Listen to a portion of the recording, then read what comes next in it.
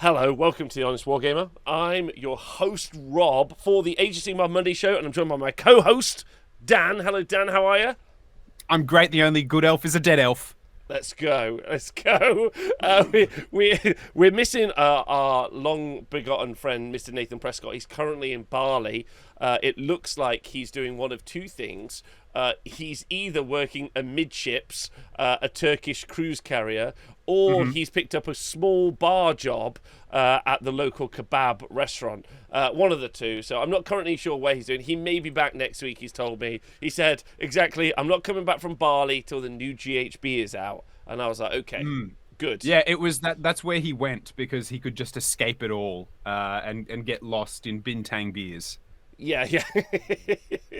So me and Dan today are going to take you through a couple of things. Number one, we've got some really exciting news about Cities of Sigmar. And then number two, we will be, of course, taking you through what we would like to see in the new General's Handbook, because some of that information has obviously been dropped halfway through the week as well. So we'll talk about that. If you are watching this back on YouTube or listening to it as a podcast, don't forget that we record this every Monday on Twitch. So you can join us every Monday at 7 p.m. British summertime.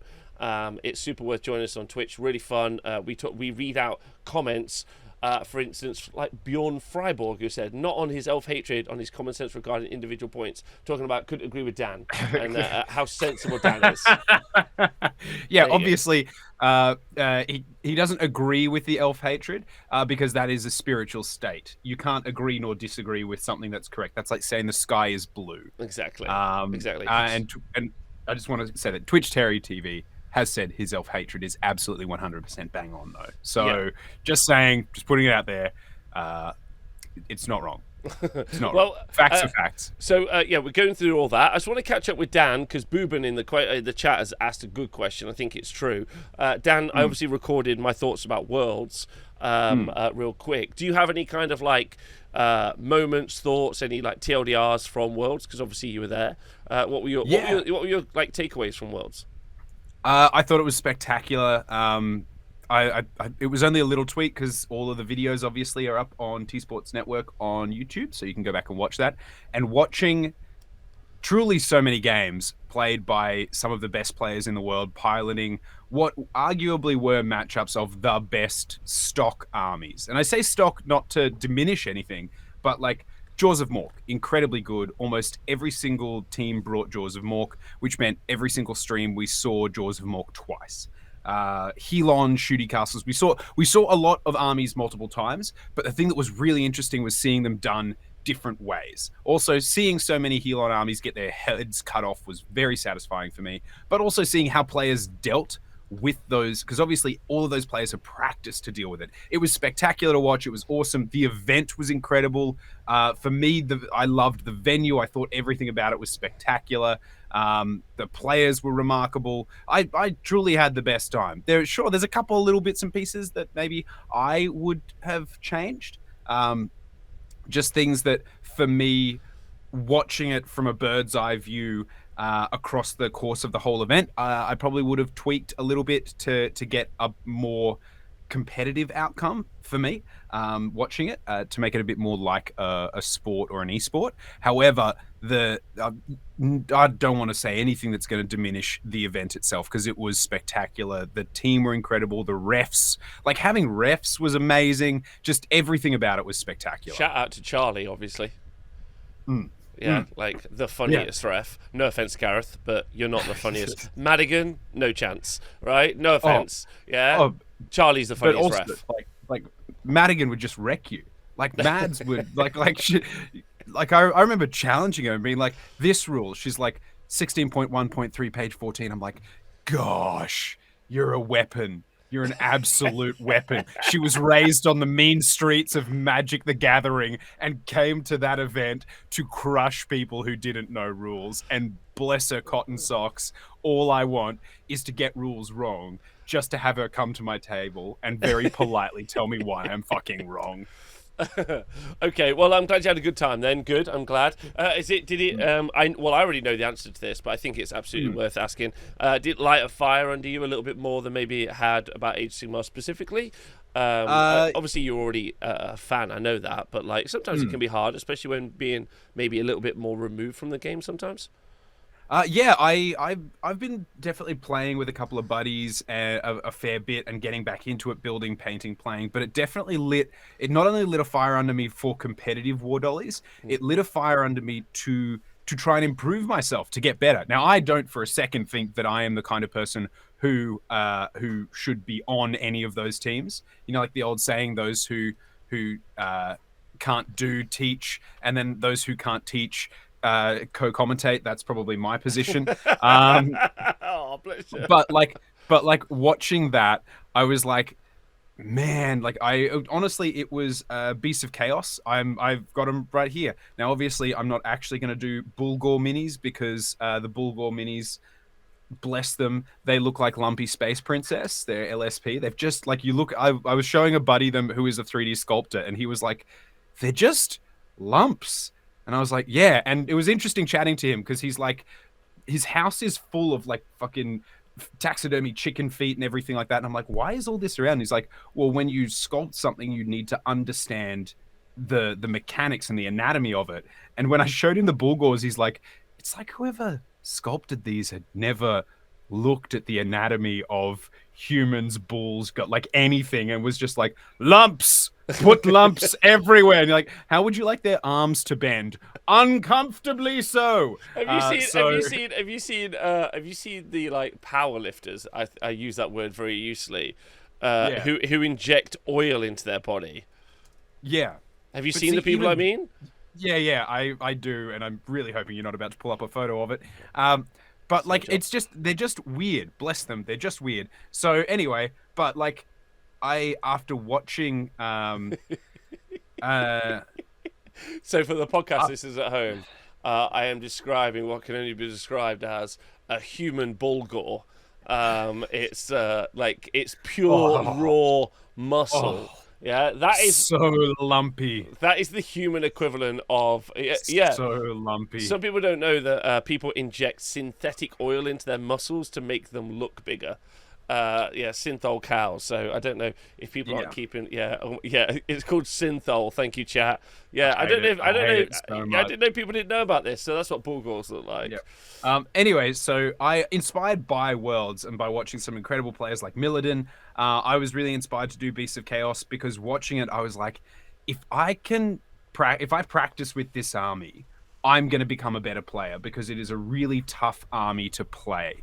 So I was really inspired. So I'm doing a Beasts of Chaos army inspired by a lot of the ones seen at Worlds. I'm obviously not doing Bulgor. I've got some 3D prints back here who are my placeholders short term.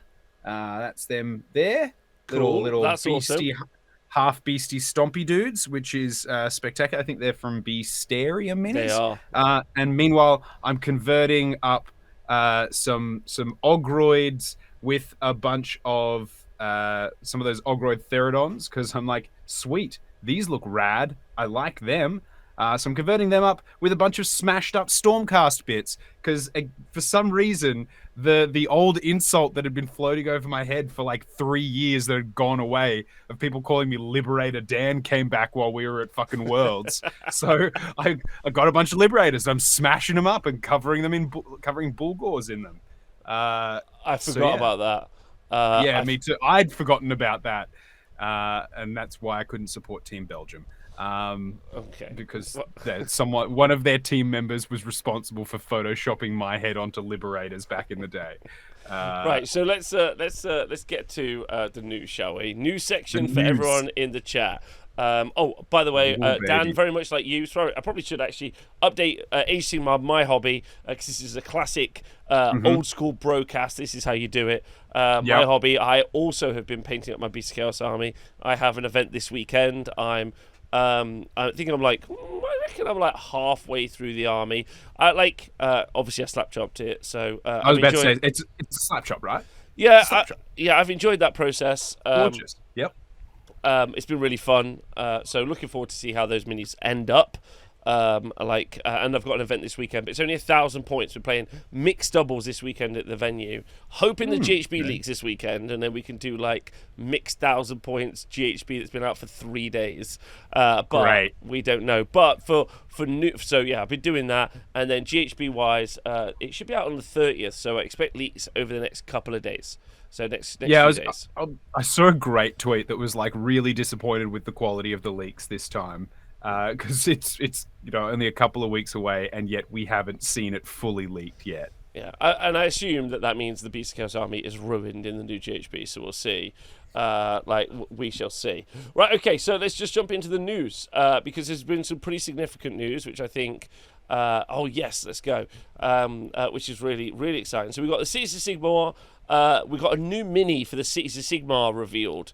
And I think this is maybe the most divisive mini we have seen in a while. So to the podcast listeners, I mean, obviously you should go look at it. But if you can't for some reason, we're describing what is a very kind of trad medieval. Like I don't even think there's much fantasy to this. Like a trad... honestly, it looks inspired by like Dark Souls or Bloodborne. No, it's nowhere near weird enough for that, Dan. There's not like look at that shield. It's like someone saw a wall. It's like someone saw, and I love the shield, but it's like someone saw the wall of a tower and went, so towers are safe, right? And they went, yeah, and they're like, give him a bit of it. What? Give him a bit of tower to walk around with. Great. Yeah, like it's. I would say it's like a quite traditional fantasy outfit. Like tower shields are legit a thing. And so you're right. Like I think it's very it's very detailed. There's a lot of filigree on it. I think that's really cool as well. But then obviously it takes a real turn to the bizarre, where best bit. And also, sorry, it's a fantasy. Sorry, it's not even. I mean, it's obviously fantasy because it's an ogre, but this is about as traditional as I think you could get an ogre to be. And we'll talk about that in a moment. Yeah. But attached to the ogre's back is a tower. And at the top of the tower is a human with a gun. Right. Pretty crazy, Dan. What are your initial thoughts? Okay, so my first thing is something that I'll say it here to put the pin in the wall because I've said it about the other stuff. They still seem a little over designed to me. There's so many different materials, so much different stuff going on, but I'm guessing it's a hero, so I don't mind it as much, but I definitely feel like the new Cities of Sigmar designs look incredibly granular and detailed. Don't mind it on a hero, do mind it on regular troops, but I personally love it, right? And let me explain. And I was like, why do I love this so much? And I kind of figured it out, right? Look at the realms of Age of Sigmar, right? If you are a human, you are barely above grots in the food chain, right? Like humanity, arguably, pretty shit. Like Stormcast can get killed off pretty easy, but you've got chaotic berserkers, you've got all of these people getting like so powerful, right? If you were just a regular human, you're like, how do I survive? All you have is ingenuity. You can't magically become a Stormcast. So being like, okay, I've got this gun. I'm always going to get shot, but I want to get close. Put me on the back of some big, tough, like, protector dude so that I can keep raining hell and he can smash stuff up. I actually love it. I love the concept of ingenuity to survive, which is exactly, for me, what Cities of Sigmar should become. Like, they should be survival through ingenuity, not through evolution. Yeah, I love it. I think it's pretty interesting, especially if we take the miniature that's in the crow's nest above his head to be like a full-scale human. This means he's massive. Like he'll be close to the size of like a man-crusher Gargan, which I think is crazy as well. Just a little a nod to the original set of this sculpt. So there's an ogre glutton sculpt, if anyone remembers, where there is a banner, and at the top of the banner is a crow's nest, and there's a little grot, little snotling. Lookout Noblar. Little lookout Noblar at the top. So I do really like that kind of reference to the other ogre kit. But it's also an incredibly stark difference between this ogre kit with the belly plates, with the big rolls, with all of that, and then this almost doesn't look like an ogre. Like, nothing is disproportionate. It's not big. Yeah. There's no belly plate. It's very, very non-ogre. Like, that is not a Warhammer ogre to me, in my mind. I don't know what you think. For me, it is, right? And the reason I say that is you look at, and I play ogres, so I've got a full Mawtribe army. I love my beefy boys. In fact, we were talking about why Bulgors look so messed up. When you look at Bulgors versus Gluttons, you can see what I mean about, like, just weirdly placing lumps everywhere and then, like, actually having muscle and fat where it logically would be. But when I look at this, I'm like, yeah, this makes sense, because ogres, gluttons, they're following the Maw path. They're following that tradition. And so they're replicating each other. Whereas you look at this dude, he lives in the cities of Sigmar. That's where he is. So of course he's going to replicate human warriors. He's not going to be all about the gut, or he's going to be about armor and about combat, and like you can see the structure and the design in what he's wearing. For me, it makes sense, and I like that they haven't gone, he's an ogre in a human army. I see this is an ogre who lives, eats, breathes, and is a member of Cities of Sigmar. He's not just like seconded to them like a man-eater who is still very much a Mawtribes ogre. This is the kind of ogre for me that this is where he's from. This is his home now. I think what's interesting about this is the design studio may well have just decided that these are ogres now, and then the actual rules writers are like, what the fuck are you giving us? Like, why have you done this? Which is probably more likely. I also really like the idea that someone in the chat has pointed out that I want this model, and now I want this on a crow's nest on the back of a mega gargant. Like, finish it off. Like, finish it off. Do the whole thing. Which I really like as well. So let's read what the actual article says, because I think that's going to be quite interesting and quite telling. So it's a long-held tenet of warfare that whoever holds the high ground has the advantage. That's a Star Wars reference. Star Wars reference, and I love it. If whoever doing doesn't that in your Warhammer article, come on. No, put it in there. Everybody should sculpt 2 legs and an arm into the crow's nest, as if like someone's tried to jump over and he's just like cut through him. Also, I'd like, if you are listening to this back, if you're listening to this in the chat, but also listening to this as a YouTube video, I'd like to know if you want the current ogres that we've seen to be replaced with these new ogres. Do you want a new style of new ogre, both? If you want the ogre to be replaced, I'd be interested to find out what you want. Do you want them to coincide, or do you want there to be like a variety of different of ogres? It's quite interesting as well. We'll read through the article because there's some stuff on here. No one in the chat is loving this, by the way. No, I'm saying everyone in the chat's agreeing. Don't change original ogres, but let me have metropolitan ogres who I imagine sitting at a dinner table side by side and being like, which one is the salad fork? Like, I want that ogre, and then I want to know that somewhere in the world there's an ogre who just ate the plate that his food was served on. Okay, all right, that's okay. Different ogre breeds are good. All right, nice. What I like is like tonight someone will be like, they'll be messaging their friends in their WhatsApp groups or whatever, and they'll be like, hey guys, I'm just feeling a bit down. They'll be like, how come? Like, I just can't stop thinking about all the different possible ogre variants there are in the world. And they're like, you need to think of other things, mate. Like, you're like, no, this is my focus. Anyway. All right, so generals benefit from an Aether Wing's eye view of the battlefield. Sharpshooters can fire over heads of doughty frontline of cavalry with terrifying momentum. But what is a commander to do when fighting across the empty sprawl of barren wastes or the endless tundras of Andor? Have we heard how Andor has been said yet? Has anyone in Games Workshop said Andor yet? I don't know. Like, obviously this was in production before they knew about Andor, the smash hit Star Wars series, but you've got to imagine someone was like, fuck. Andor came out and they were like, shit. So interestingly, this GHB will have been written between 6 months to a year ago. That's the lead time. Maybe more like a year to 18 months.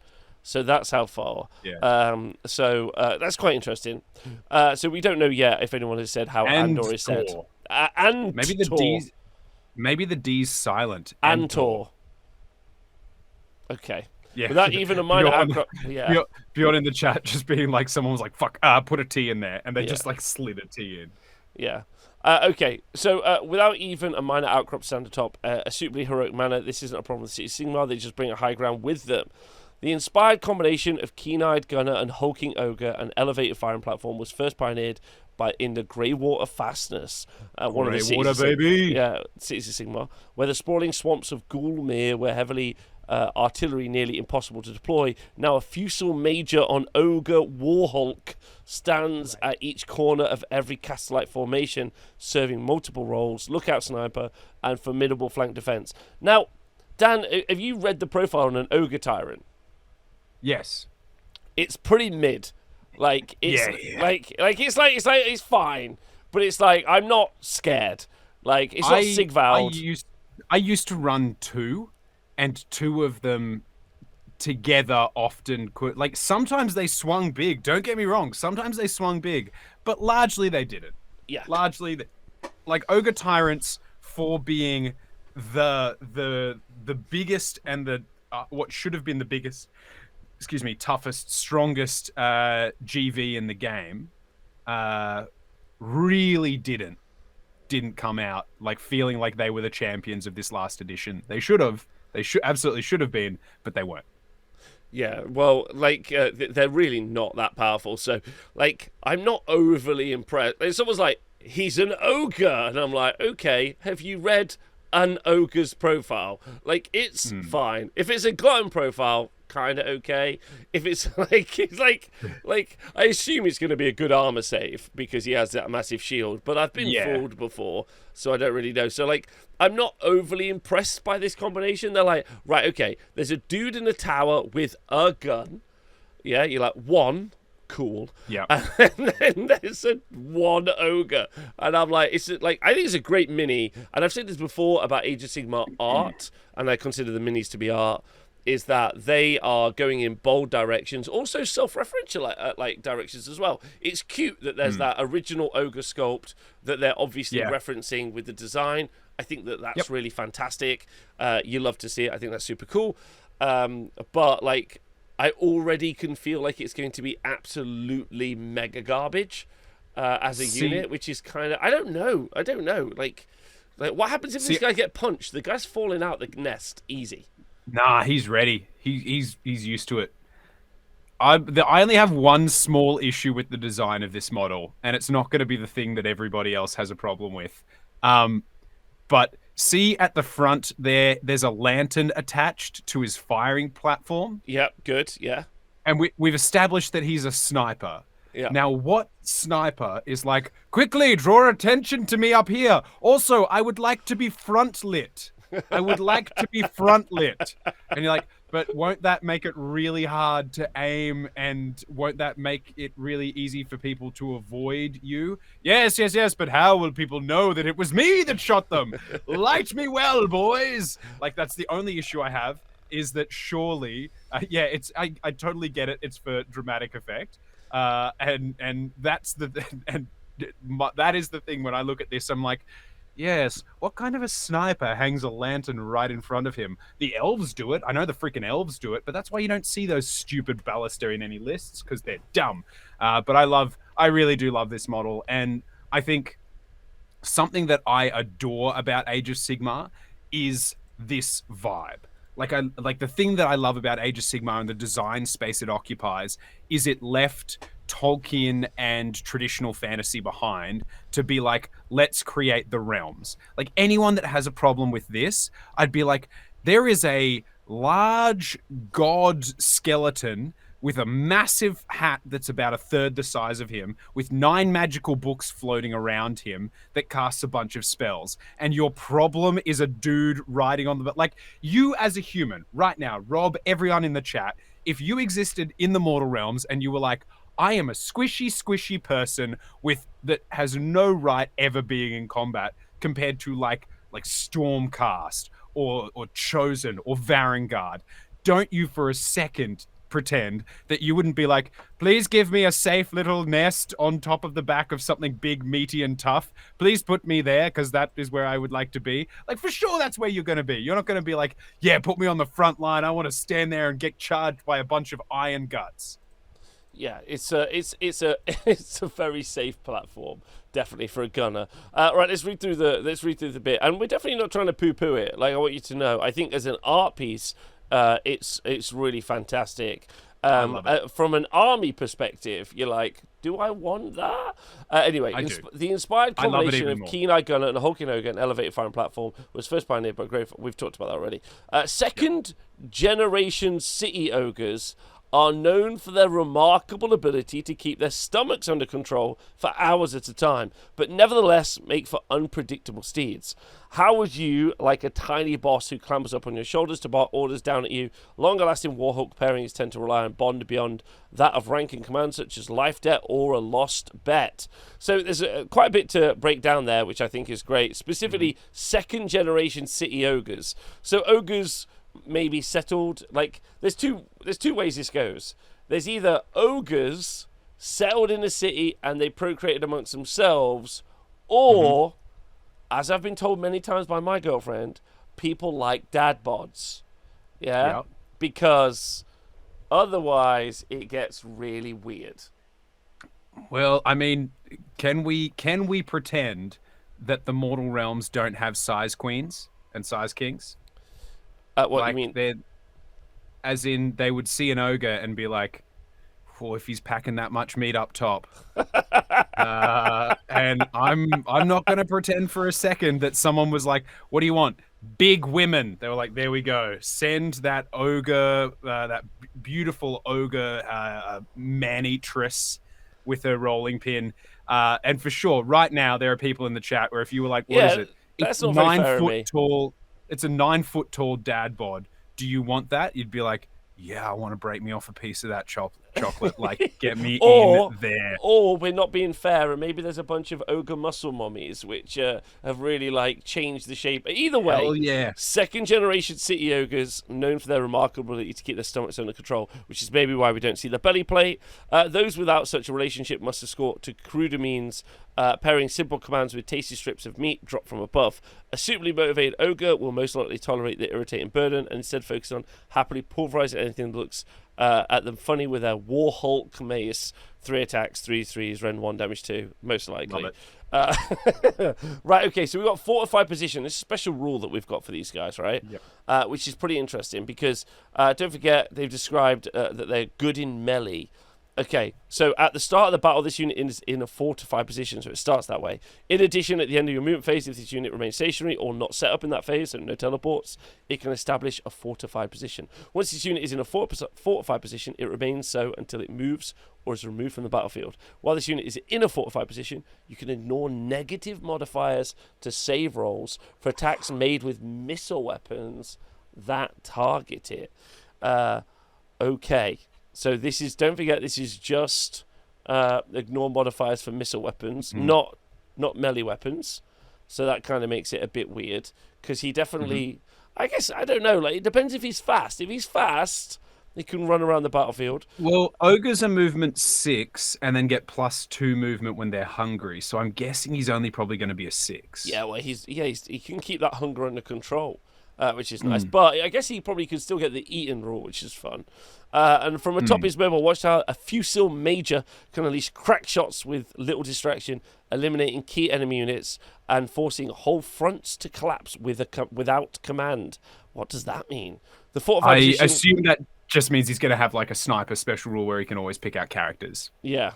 And then the fortified position created when an Ogre Warhawk plants its feet and positions the ground makes them nigh unassailable by enemy counterfire, ignoring rend on all the ranged attacks. Like, now, if this was listen, article writer, I'm in love with you. You've sold it to me. Well done, thank you. Now I picture just a cannon on one side of the field firing some shots and a giant ogre palming it away like a Waffle House employee at 3 a.m, ignoring like the thrown drinks. Yeah, I see that. I picture that. That's fun. But the reality of Age of Sigmar is, unfortunately for them, is a giant unit is going to go over and absolutely smash this guy's face in, from immediately. So that's a bit of a shame. But like, we still don't know the points. We don't know what other special Depends rules. on his rules, because if he depending on his wounds, rather, he'll probably get Lookout Sir. We don't know if this General's Handbook is going to carry over the inability to target small wound characters. I doubt it, but like there could be stuff there. But someone in the chat is pointing out, and I think it's a fair point, that whenever you do get hybrid units, normally you get the worst of both, not the best of both. Yeah.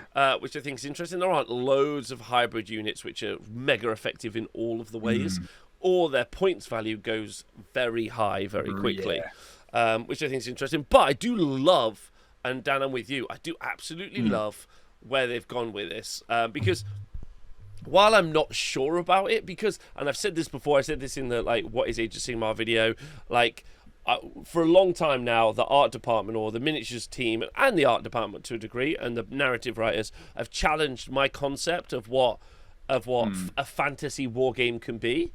And as much as I love the new swordsmen, the board and sword guys, I've loved some of the the leader units that we've seen already. This is actually cool. You're making something that's really, really out there, and that's great. Yeah. Just like you've said, I think that's really cool. I love the idea of second generation ogres. I'm going to go to bed at night tonight thinking about how that happened. I might draw some pictures. I'm really excited. I hope we get more of that story. Give me more of that. What's the rule? If it exists somewhere, there's porn of it on the internet. There's 34. For sure.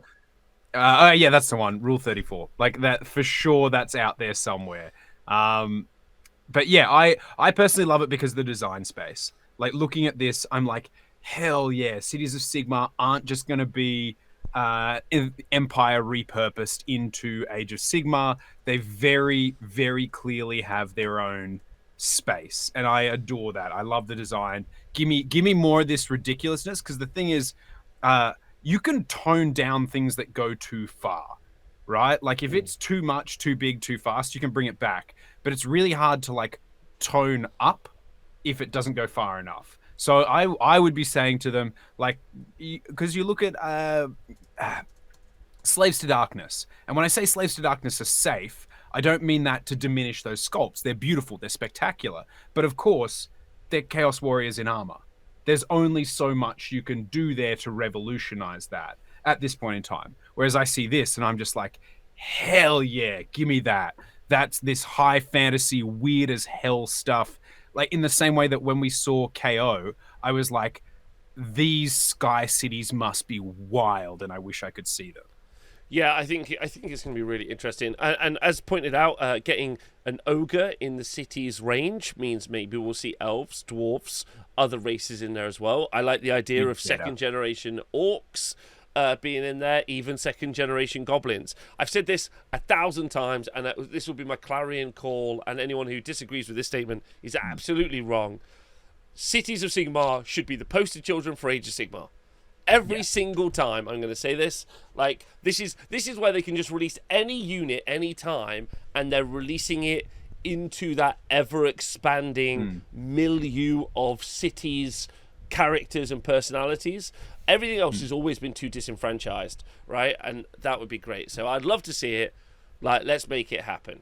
And then the final bit about this is I feel for the ogre players, legitimate Ogre Mawtribes players, because they're at this point, am I a sick joke to you? They got a tyrant model, they got an ogre who was a pirate as an underworld warband. Great mini, by the way, loved it. Great mini.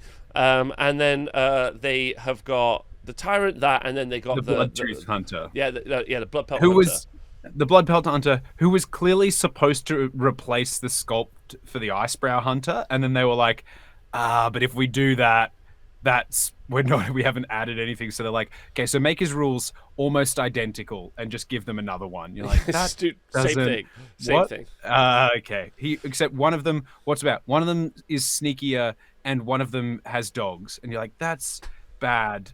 Right? That's just bad. And they're like, yeah, sweet. And you're like, and so you released a tyrant into a range that's not struggling for hero style models. Would you like to give us a new unit? Nah. Would you like to make Man-Eaters arguably the most dynamic and interesting unit and convertible unit cool? Nah. We'll give you a rule that lets them be battle line. You're like, that's not what I wanted. That's not what I wanted. I wanted them to be good. I think Sigmar's been out for like 8 years now. Like 8 years, 7. not 7. Not trying to sell as many models is literally insane. Like Same with. It's honestly insane to not even try. Not to be like, hey, Jerry, just knock up 6 ogres. They're like, what are they like? Just the ones we've got. Just give them cool armor and shit. No problem, boss. I'm on it. It's Ogre Mawtribes players and Skaven players are basically just sitting in a corner going, no one knows what it's like, because they haven't gotten it. They've gotten like you can count on one broken hand, how many new models they've gotten in 7 years. All right, so let me know in the comments below. Chat, let me know what you think about these models. I'd love to know what all your thoughts are. I think me and Dan have covered that quite well. There's lots of info in there, and honestly, so excited to see the rest of the city's range. While it won't be initially the army I get straight away, mainly because like buying a whole Warhammer army nowadays is quite a daunting task. But it would be something that I might pick up like a unit of something or something here and there just to try it out, and then eventually I'll flash that into a full army. I'm really excited picking up the narrative. I want to read about all the different cities. I want to pick a city, get really weird about it, and make it my personality. Like I want it to be like you know how some people are like, that's my personality. Like I want to do that. So like I'm getting excited about that. That's good. All right, I'm super keen. So on to some other news, and this is probably the big news, and this is the point of the show, I guess. We're going to be talking about the new GHB because we have already been told some new information. And so we'll go through that information already, like really quick as a recap. And if you don't know what a new General's Handbook is, and for some reason you're 30 minutes into this video and you're like, wow, these two are just fun, and I don't happen to know anything about Age of Sigmar. Age of Sigmar, the tabletop game, gets a General's Handbook every 6 months, although this General's Handbook has been just announced to be a year long.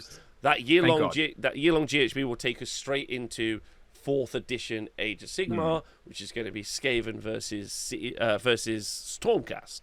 So like that's, and then there'll be a bunch of narrative books taking us through into that, which will widen it down, which is very exciting. So so this General's Handbook will be the book that we play for a year. So Dan, you assume, or I assume, that this is going to be the most like not well, how's the right way to say this? It's going to be the General's Handbook, which doesn't have haves and have-nots. For instance, like with the last General's Handbook, it was Galician champions, and then all the Gargant players were like, "Am I a joke to you?" And I was like, "Of course you are. You're a Gargant player." But you know, like there's hopefully, hopefully. However, they did have the General's Handbook before, which was like monsters are king. So their book came out and everyone was like, they didn't even have to ask. It was like, yeah, you're a joke to us. And then we saw, I think it was the edition change with the new General's Handbook, and it was like, great time to be a Mega Gargant player. Really, if you invested then, your stocks are through the roof. And then it was Galician champions, and it was like back to being a joke. And then it was Galician hunters. There was bounty hunters in the middle as well. That's right. Yeah, of course. But we'll kind of talk about like our hopes and desires and what we'd like to see from this. But a year long does mean that if it's a great year, it's a great year. But if it's a bad year, it's 6 months longer than it was previously. But we'll talk about it. So it's a year long, and the TLDR is it focuses on wizards. Specifically, wizard heroes are Andorian locuses. Again, not really sure I'm saying that right. So it's either an Andorian locus or an Antorian locus. We're not sure. But basically, very much like a Galician champion, if you've got 9 wounds or less as your character, and they're not a unique character, so it can't be, I don't know, like can't be Lord Croak as an example, then you get to pick a hero, and they get to be an optimal focus, and that optimal focus basically means you get to cast an extra spell and unbind an extra spell. There's also something about primal magic. We don't know enough about that yet. And then Andorra, we've also seen one of the spells that's going to come out from one of the spell laws called Hoarfrost, which I think a lot of people have already run a load of math on. It effectively lets you pick a unit, you roll a d3, and then you change either the to hit, the to wound, or the rend characteristic of that unit to the result of that d3, which I think is interesting. Yeah, very rough. Rough. But also very interesting as well. And there's a great conversation about armies that have got good wizards and an army don't have good wizards. Yeah. So Dan, just kick us off just for a moment, and chat, kick me off for a minute before we get into this any further. What has been your kind of like impression? How have you felt about this? The first thing I kind of wanted to start and say is that I am super keen for a 12-month cycle. And I know that not everyone shares that because it could be good, could be bad. But where I come from is like I probably get to play one game a week, maybe less, you know, or like go to an event or whatnot. And I would say that of most folks in the chat, probably once a fortnight, once every 2 weeks is probably as often as they get to play War Dollies. So if you have a 6-month season, you only get to play 13 times a season. Before it changes, before battle plans change, before you need to relearn everything. So for me, a 12-month season, I'm actually way more excited because I'm like, great, I can learn it. I can sink my teeth into it. I can understand what's going on, and I can really, really enjoy it. Where when it's changing too fast, I'm like, by the time I understand what's happening, it's changed. Now, they've said that they're going to do the quarterly, like the 3-month kind of like balance updates, which I hope that then... Yeah, I hope that they're a little bit more aggressive with those, like change things a bit more aggressively with that. But 12 months is, I'm like, chef's kiss. I love that because for me, I'm like, I can enjoy that. And it actually inspires me to go to more events, to play more Warhammer, because I feel like it's not going to change before I've gotten to grips with it. But I'm excited. I'm really excited. I don't mind. Just on that, Dan. I'd like to hear the rest. But yeah, when we get to kind of my wish list for this GHB or even Age of Sigmar 4, I guess, I think that there's like until literally a couple of days ago, although something I have talked about a lot in the past, I don't think I've really seen a solution how to marry those two, because I absolutely understand your point where 12 months is not enough if you play infrequently. But if you do play frequently, and I kind of have a point about that, which I think is fair, I feel if you're someone who plays very, very regularly, you're more the customer that should be catered towards, because you're the one who's more active inside of the game, if that makes sense. Do you know what I mean? But if I had a regular at a bar and they were like, I absolutely love that you put this lemon in it instead of a lime, and he comes every day, and then once a month someone comes in and goes, oh, can I have a lime instead? You're like, I mean you can, but like we do lemons because everyone here loves lemons. Do you know what I mean? Like it's the commonality of it. But like, and it's not catering to the 1%, because guess what? A whole bunch of people don't buy the GHB because they have no intent to ever play those games. So like it tends to be the more active players who pick up the book. Like that's my only thought. But I would say that the more active players are also probably the more vocal ones as well. They're more engaged online and whatnot. And if you, for a retail company, Games Workshop makes more on new customers, like new people getting into the hobby spend more than existing players, because you're engaging with it for the first time. You're buying your paints, your everything. So from a retail perspective, you make more on the starting people. That's always been my understanding of almost every retail business out there. So I personally would lean towards that. It's also really hard. For, if let's say someone's starting out and you're like, so there's this and this, but it's going to change in 6 months, so X, Y, Z. I personally think that if you set a state, like a game state, and then build it, you do much better. In fact, and for like, there are some people who are saying like there's all of like disagreeing. I totally understand. However, Games Workshop stores don't exist for veteran players. They exist to get people in, to convert new players to the hobby. They exist there to do demo games, to get people engaged. because that's how you do it. That's where you get people in. They come in, you expand it. And this is as somebody who literally did that for a living.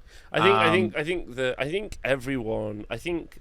generality of these statements, and the chat are also having a good chat about it as well, which I think is good. Like, I think definitely Games Workshop stores, get new people in. You've got those KPIs, sell those new boxes, get them the new starter boxes, sell them some paints, get them out the door. But Games Workshop also sells to Wales. There's a reason, not Wales the country, or is it even a country? Maybe it's not a country. Is it even a country? The Wales, we're talking about big spenders, will spend a lot of money. And Games Workshop obviously recognises that because they make limited edition books. And I'm like, who the hell is buying those at that mark? I mean, a battle tome is already expensive. Who's buying the limited edition version of that battle tome? And then you're like, right, okay, those whales definitely exist. So I think that there's a ton of different answers to who collects it and what. And also with the 6-month thing to the year thing, I actually don't think there is a correct answer. Like, because I would agree with you, Dan. Being a year is good for more casual people, and I've talked about this on the show before. If you remember, they should just be a casual player pack, which is like, hey, this is the player pack for the whole 3 years. Like, obviously change the points in Battle Scroll updates and stuff, but there's like a 6-month X season that people who are playing regularly can be like, cool, you've changed it around a little bit. But again, I think that there's an answer to that. I didn't want to derail that loads. But we'll come back to that on our wish list. Yeah, but personally, I think it's great. I personally think that that's the going to a 12-month season is absolutely going to be it. I think that because the thing is, people aren't going to spend By the way, before we go into this, the same people who never play games, absolutely, like, I wish I could find them now. All of the 12-month season is great. I'm going to go find a bunch of them, put them in a list on Twitter, and come back to them in the 9-month mark when they're like, the GHB's boring now, I don't like it. And I'm like, same group, one circle of those people, in my personal opinion. But that doesn't mean I think 12 months is bad, right? I just think they cater to different audiences. And that's a problem as well, Dan, because... Like, I understand that there's a Vox Populi. Like, who do you cater to? You cater to the people who make you the most money. But there's no data on which is the most money. I don't think. I don't think that there's solid enough data, right, in my personal opinion. Anyway, so, sorry, you were saying about your initial thoughts. All I would say is that, and anyone's free to disagree with me, but when I worked for the company, I used to look a lot at sales percentages of product. And anyone who says that veteran players spend more are vastly statistically wrong. The vast majority of the company's sales came from starter sets, intro packs, and early stuff. And I have seen nothing in any of their sales projections or nothing on any of the shareholders' reports that indicate any differently to that. In fact, the things that cater to people like Warhammer TV, the things that cater to people who are deep into it make less money. Warhammer TV with less views than most YouTube channels these days.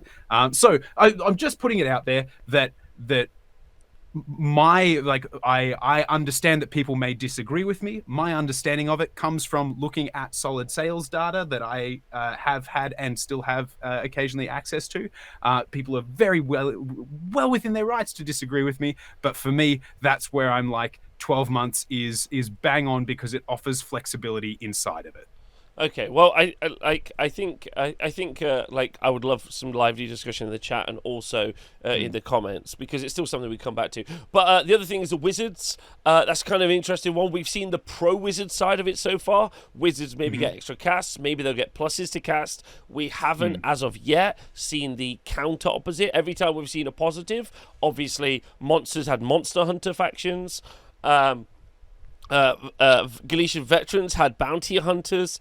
The Galician Champions have had Sharpshooters. So we haven't seen the anti-magic portion of this GHB yet, which I think is really fun. I'm hoping it's just everyone gets a Rune Lord. Even Chaos. Yeah, like the Rune Lord's just so pissed. Like, he's like, do you know what? I'll side up with the demons as long as I can stop that bloody guy casting spells. Yeah, I love rune, like cheap little negative, like +2 to dispel. Great, give it to everyone. That and the Hex Gorger Skulls. Okay. Everyone gets Hex Gorger Skull. Like, it's going to be a great addition for Khorne. If magic is the thing, and then they're like, it was great chatting to Dayton about how he played his Hex Gorger Skulls at Worlds, because he'd just throw them out there, and then every time someone went to cast, he'd be like, you got to ask yourself a really important question. Do you really need this spell? Like, do you really need it? Because if this goes wrong, it goes wrong truly, truly so poorly. Yeah, it goes really, really badly for you. Yeah, quite interesting. So I'm really looking forward to see what that looks like. That we've had the hand-carved nullstone icon showed in the article. So obviously people are going to be wishlisting and theory crafting straight away about my wizards are going to do this. Tzeentch are going to be the best. And I would like to do an article and also a little video where I talk about all of the different potential wizards. But obviously we need to know more data. So that's a little bit more. But, Dan, there's loads of stuff to actually talk out. Like, the wizard thing is exciting. We'll see it in culmination. But there's actually, we already have loads of readily available data for armies. And also... we already have some like little information packets which I think really could inform what would make another GHB good. And I'd like to start off, if that's okay with you, with solving the little 12-month, 6-month cycle that we just talked about. Yeah, solving it. That's it. Solving right it. Now, we lock it down. Okay, so and Games Workshop themselves have done it. I don't even need to reinvent the wheel, which is really nice. It is something I've talked about on the show before. I was talking about it just earlier today when I was streaming, but it's just the solution, and it's absolutely the correct answer. So 40K has now just announced. I'm going to try and find the article somewhere. They've announced. The way that they're doing their chapter approved, and they haven't said if it's going to be 6 months to a year, but what they've done is they've produced a bunch of mission cards. Those mission cards have got let me just get this right, I think they've got 5 deployment cards, 9 primary mission cards, so like the special rules for the mission, and then or it's the other way around, and there's something like 11 mission rules or something around, if that makes sense. It's some sort of combination, but whatever the combination ends up as, it ends up as there being so just those 3 things: deployment, mission, and primary mission. There ends up with 540 combinations. Now, obviously, thanks Santi for resubscribing. Obviously, some of those primary special rules won't be very good. Yeah, and so, like, you know, there'll be a really good conversation about that. But that already, to me, immediately solves the issue, which is quite fun. If we go over to the Age of Sigmar Stat Center, and again, I talked about this, so TSN Stats, go look at them on Wargamer. Thank you to Rob and Ziggy for producing it. And we go look at this. On the right-hand side, it will show you the competitive 2-day tournaments that have been available for Age of Sigmar around the world. And this is the kind of statistical breakdown. The Jaws of Galette and Ours for the Taking both represent 16% of the meta. So between them, 32% of all games played this GHB at tournaments were 2 battle plans. Yeah. 32% of all games. And which does tell you that in this book it's just not written well. You know, like, not written well. The battle plans were not balanced well. When you see that hard drop off after the top 5. Yeah. Yeah, absolutely. It's pretty crazy, because then position of power and prize of Galette is 14%. So that's 28%. So that takes us up. Like 4 of the battle plans have been 60% of all games played at events, obviously, and then only the Worthy is 13%, Presence of Idols is 10, Nidus Path is 7, and then it's like Realm Stone Cache is 4. I don't know how that happened. Path of a Champion is 3, Battle Line Strawn is 3, Twist and Turns is 1, and Lurkers Below is 0. So and again, I talked about this on the Stat Center, but I just wanted to kind of bring this up for a little moment, if you don't mind, Dan. If you do, you can on the stats click the battle plan. So if we look at the Jaws of Galette, and if we look at the armies, which we'll talk about more in detail, Kharadron Overlords sat at a 55% win rate, Gloomspite Gitz at 54. This is over 110 tournaments, this General's Handbook. Okay? But if we pick the Jaws of Galette, then actually Big War's got a 61% win rate. The Sons of Behemat have got a 60% win rate. Hedonite Slaanesh, 57% win rate. But then, and then KO don't change. But if we swap over to the R's for the taking, KO go up to 63%. Yeah. Okay, Disciples of Tzeentch go up to 63%. Right? Bone Splitter's 75% though, Rob. How do you account it's like, for the powers? It's like one person's played it. One dude getting great wins. Yeah. It's one person playing them somewhere in the world and just crushing their local scene. Yeah, like Bees of Chaos doing incredibly well on position over power. Whereas if we go to Prize of Galette, then you've got Lumineth Realm Lords and Ossiarch Bonereapers doing great into that as well. So the point I kind of wanted to make was that I think there's a real... So my wish list for this General's Handbook, and I know that this won't be true because this will be like their old paradigm, but I actually absolutely love what they've already decided to do with 40k. And seeing as 40k is basically Age of Sigmar now, let's just have a bit of their ideas back. I love the idea that there is an infinite, almost, 540 is a lot of combinations for how to play, right? A lot, based on different deployments, different objective placement, and then the different mission rules. And I've talked about this previously before. I said there should just be a bunch of different deployments and a bunch of different objective placements, and then you just rotate them, right? You should just rotate them, right? And I think that that's really solid. Obviously, I wouldn't do randomly generated battle tactics, as someone's pointed out in the chat or anything like that. But that infinite combination will help solve the problem for people who get 50, 60 games in during a General's Handbook and the people that get 2. Yeah, and I think that that's actually very, very good. My personal opinion. So what do you think about that? No, I 100% agree, because I think one of the things that is that a lot of people probably struggle with, myself included, is that every single battle plan has such a vast change, where it's like, this is the deployment, these are the mission, and every time you're flicking through it being like, oh Jesus. Whereas if it was like, sweet, this is the deployment map that we're playing, this is the objective scoring pattern, and this is the layer, the special effect for this or whatever, that would be fantastic, because you're giving a short list of things to learn, but then infinite flexibility inside of it. Where if you're like, for instance, the players who were going to Worlds had to learn every single one of those different missions. There's actually less flexibility, but there's more to learn, which is it's a hard thing to kind of like get the concept around. But I would really like that.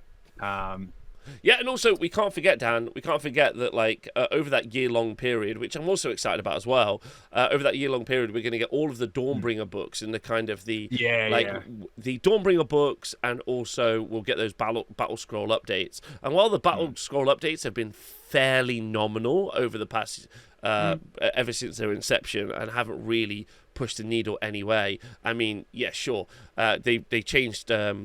They changed those Sentinels by 10 points, Dan. How many of those did we see at Worlds? Mate, we definitely didn't see every army except the winning army with 40 plus of them. However, yeah, I was going to say, the release of all those books over, because it's also going to felt like a really fast GHB, because we had 7 battle tomes. And then the most we're going to get is we're going to get the GHB, we're going to get the narrative accompaniment, we're going to get Cities of Sigmar and Flesh Eater Courts over that year-long period. And then if we add in those those 4 books that we get from the narrative campaign, then that means we're going to get 1 book every 2 months. And maybe that's slow enough for some people. Maybe that's not dazzling enough. I don't know what your thoughts are. I'm personally excited. It's tough though. I would actually rather them spend a year release, rather than going big changes, big shifts every couple of months. I'd rather them just settle into it and then update models. Give us some give the beefy boys some love. If they did an edition where they were like, we're just going to update some stuff, I'd be really happy. But then again, I don't know if that sells stuff. I don't know if that makes them again. As much as we could talk about any of this, the thing that supports me loving competitive war dollies is the retail aspect of the business. So obviously, there'll be retail decisions being made inside of that. But gosh, I'd really like to see a little bit more short-term momentary changes. Like Dawnbringers comes out, and you remember when Endless Spells first started? I was going to say that I don't mind it being the end times. Like, obviously, I don't want them to delete the game when you hit 4th edition, but that kind of like release schedule of like, here's a campaign book, it's blown the game wide open. Here's the next campaign book, blown the game wide open. My problem with that though is while that's exciting for people like me, does that not still do that same thing that we don't want the 6-month GHB to do, where it gets a little bit it's hard to keep up with? If you're a new player and you're like I was at a tournament a little while back, and one of the players showed up, bless his cotton socks, and he had a GHB that was like an edition old. Even though technically you could have looked at it and be like, oh yeah, this still works. I was like, I'm so sorry, dude. Like you're an edition behind. And he was like, what? I was like, okay, like I felt bad for him. But I think that does do the same thing, where you're like, if you got into it and you're like, what have you done? I bought my Dominion box or equivalent. I've got my General's Handbook. I'm ready to show up at a tournament. And you're like, oh, do you have the last 2 Dawnbringers books? Like, what do you mean? It's like, if you don't have the last 2 Dawnbringers books, mate, you're really going to struggle. You're really going to struggle. The thing is, though, is what I quite like, when we all watched the last season of Game of Thrones, right? And obviously, like, it was rage-inducing, obviously, right? So, like, but we all tweeted at the same time. We're all DMing each other. There was all this excitement. Like, I quite like the whole community getting a book together. Like, which is what the GHB change is. It's like fun. Yeah. Everyone's got a little bit of something. Everyone's mad. Everyone's happy. There's like this kind of thank you to Tom for resubbing. Loads of love to you. I like that transitional stage for the whole community as one piece. Because like when Khorne comes out, the Khorne bros are like, yeah, and everyone else is like, okay. Like, I don't really get what you're about, but I never got you were about. You're weird dudes. Yeah? We've like, That's their vibe. It's a beautiful vibe. It's a lovely vibe. It's not my vibe, but I love them for loving it. Yeah. So, like, I don't know. Like, I think we're going to have 6 books at least over that 12-month period, not including the GHB. We'll have 3 Battle Scroll updates. We won't obviously get the 4th because that'll be the new edition. The new edition. That'll be the new edition. So maybe, like, that year-long schedule won't seem quite as punished by that process. So I'm very confident that it's going to stay fresh enough if you're someone who's very active, but I still worry that that's too much of a pace for the I don't want 6-month gang. Does that make sense? I'd really like to see a few more campaign books. Like I don't know if anyone remembers from Fantasy, there was like Blood in the Badlands and like Storm of Chaos, where it was a campaign book that had some competitive elements, but also overarching like story elements to playing it. But I absolutely played in a couple of, this is remembering back to Warhammer Fantasy days, but I absolutely played in a couple of events that were like, it's a campaign event. And it was a competitive event that used a number of those campaign book rules to add flavor, kind of, and a bit of a unique aspect to the event. So I wouldn't mind, I'd actually quite like to see some of the Dawnbringers books with like mini campaigns. I think that would be rad, because then you can introduce unique elements and unique competitive things as well, but you can do that in like an isolated way where tournaments can go, yes, we'll do it, or no, we won't. Yeah, well, we don't. Yeah, we have no idea what they're actually going to have. Mark in the chat says narrative books are only going to have new character and regiments renowned for match play. I mean, just stick 3 different. If you just took 3 different battle plans in there, that changes the shape of the game pretty great. Yeah, like in loads of ways, which I think is really fun. But we don't know what this is. So like, but my wish list is probably for. It won't be for this GHB, but it would be in the future for 4th edition. It's going to have to be those rotating missions. I think if you have a variety, I think that's awesome.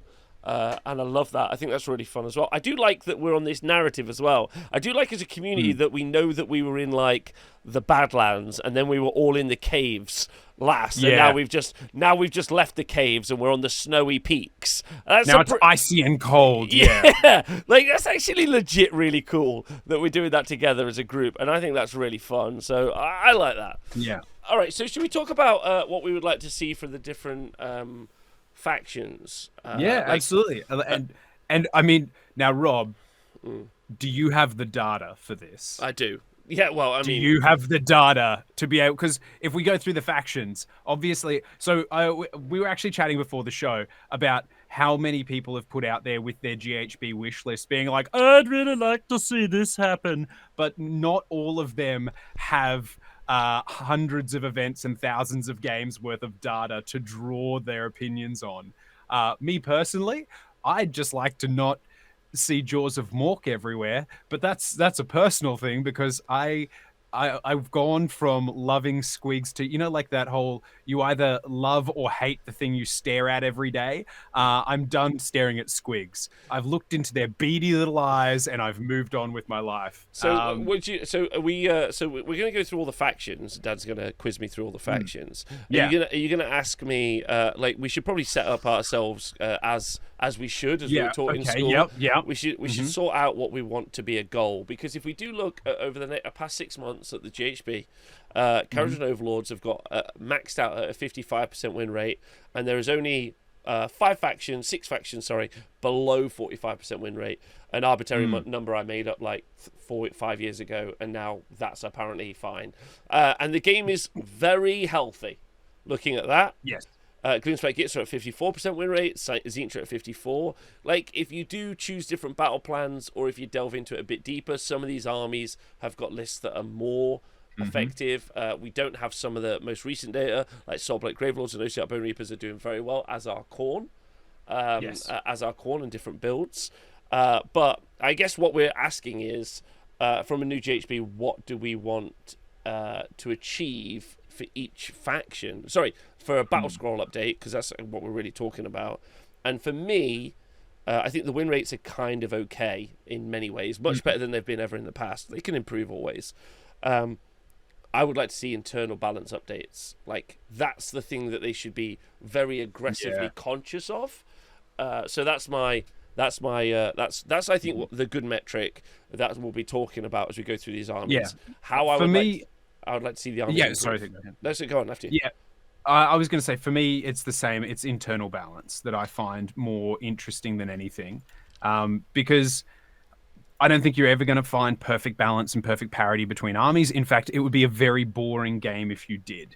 However, in my opinion, however, if you can find a way to make more things inside of a book an option, that is success for me. Like, that's interesting. Yeah. Because it means that you're not just... That's the difference between seeing a variety of greenskin wonderland dancing across the mushroom fields or Jaws of Mork everywhere.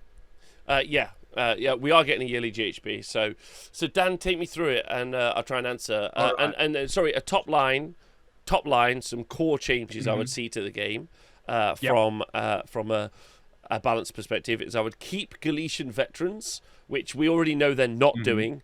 But hopefully that just gets FAQ'd into a battle scroll. Just Galician veterans is still there.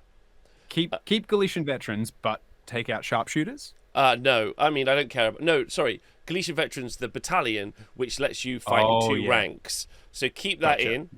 And then, so just keep that in. That's what I want. And then just delete battle regiment and just really fuck with stuff. Yeah. Can you imagine the one droppers just crying into their milk and porridge every morning? That's what I want. Being like, it took away one drop. Okay, so here's my question to you, question to the chat. Do we want to go down like current win rates and like talk about by win rate, or do we want to talk about it by Grand Alliance and go through the Grand Alliances? I think win rate makes a lot of sense. Win rates? So are we bottom to toppers or top to bottomers? Oh, I'll let the chat decide. Yeah, okay. Are we bottom to top? From the bottom. All right. Let's from the top. We're gonna make it drop. From the bottomers unite apparently. Okay, all right. This makes it more difficult. The power bottoms have united and they're seizing the means of production. We are producing, and the power bottoms have it. All right. Starting from the trash. Start from the junk food, and we're gonna make our way to the sweetmeats. All right. Now the bottom of the trash, which I don't believe isn't Kruleboyz, it's Bone Splitters. Bone Splitters. Number of tournaments they've been in the past 6 months have been 8, with a total of 20 matches. What needs to happen to Bone Splitters? I mean, like I love that. every I love day. that because the chat was like start at the bottom. It's like we've started with one where it's like, what do you do? And it's like you try and get their players to play something else. Is maybe the truth. There are loads of dogs that I've known better and liked more than many humans. But like at some point you just say we need to put it down, and that's the Bone Splitters.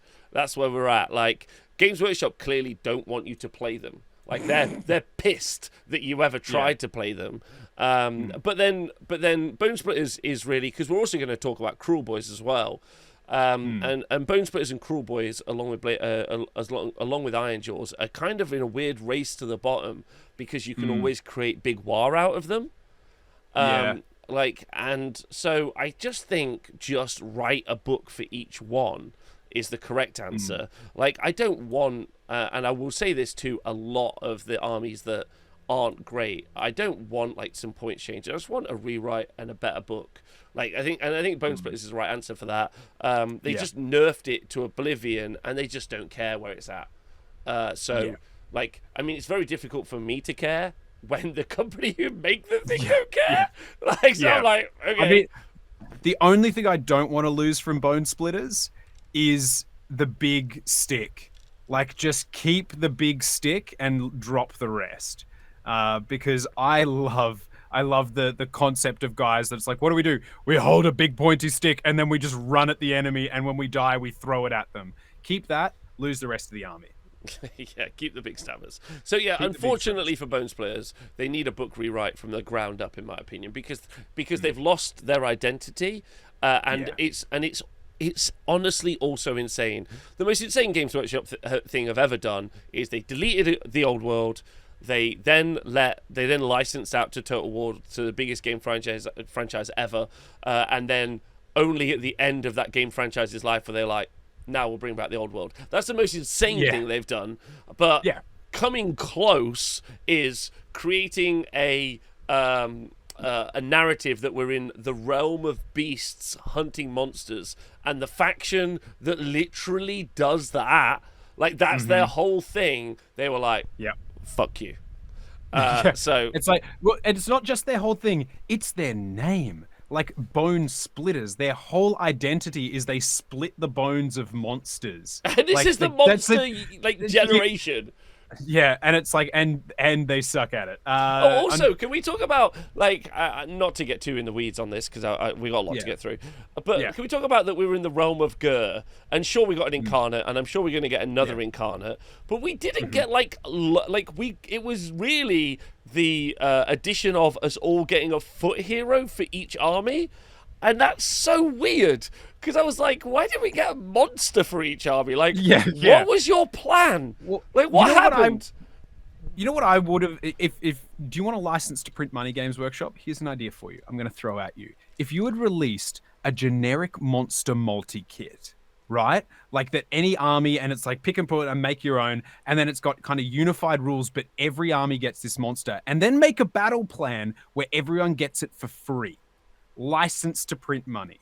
Like, because you'd have tournaments being like, we're going to have a competition to see who can make their most interesting custom monster for their army and all of that jazz. But instead, it's like, yeah, you can snipe heroes if you have sharpshooters, and dudes on foot are king. And you're like, dudes on foot are king in the realm of beasts and monsters.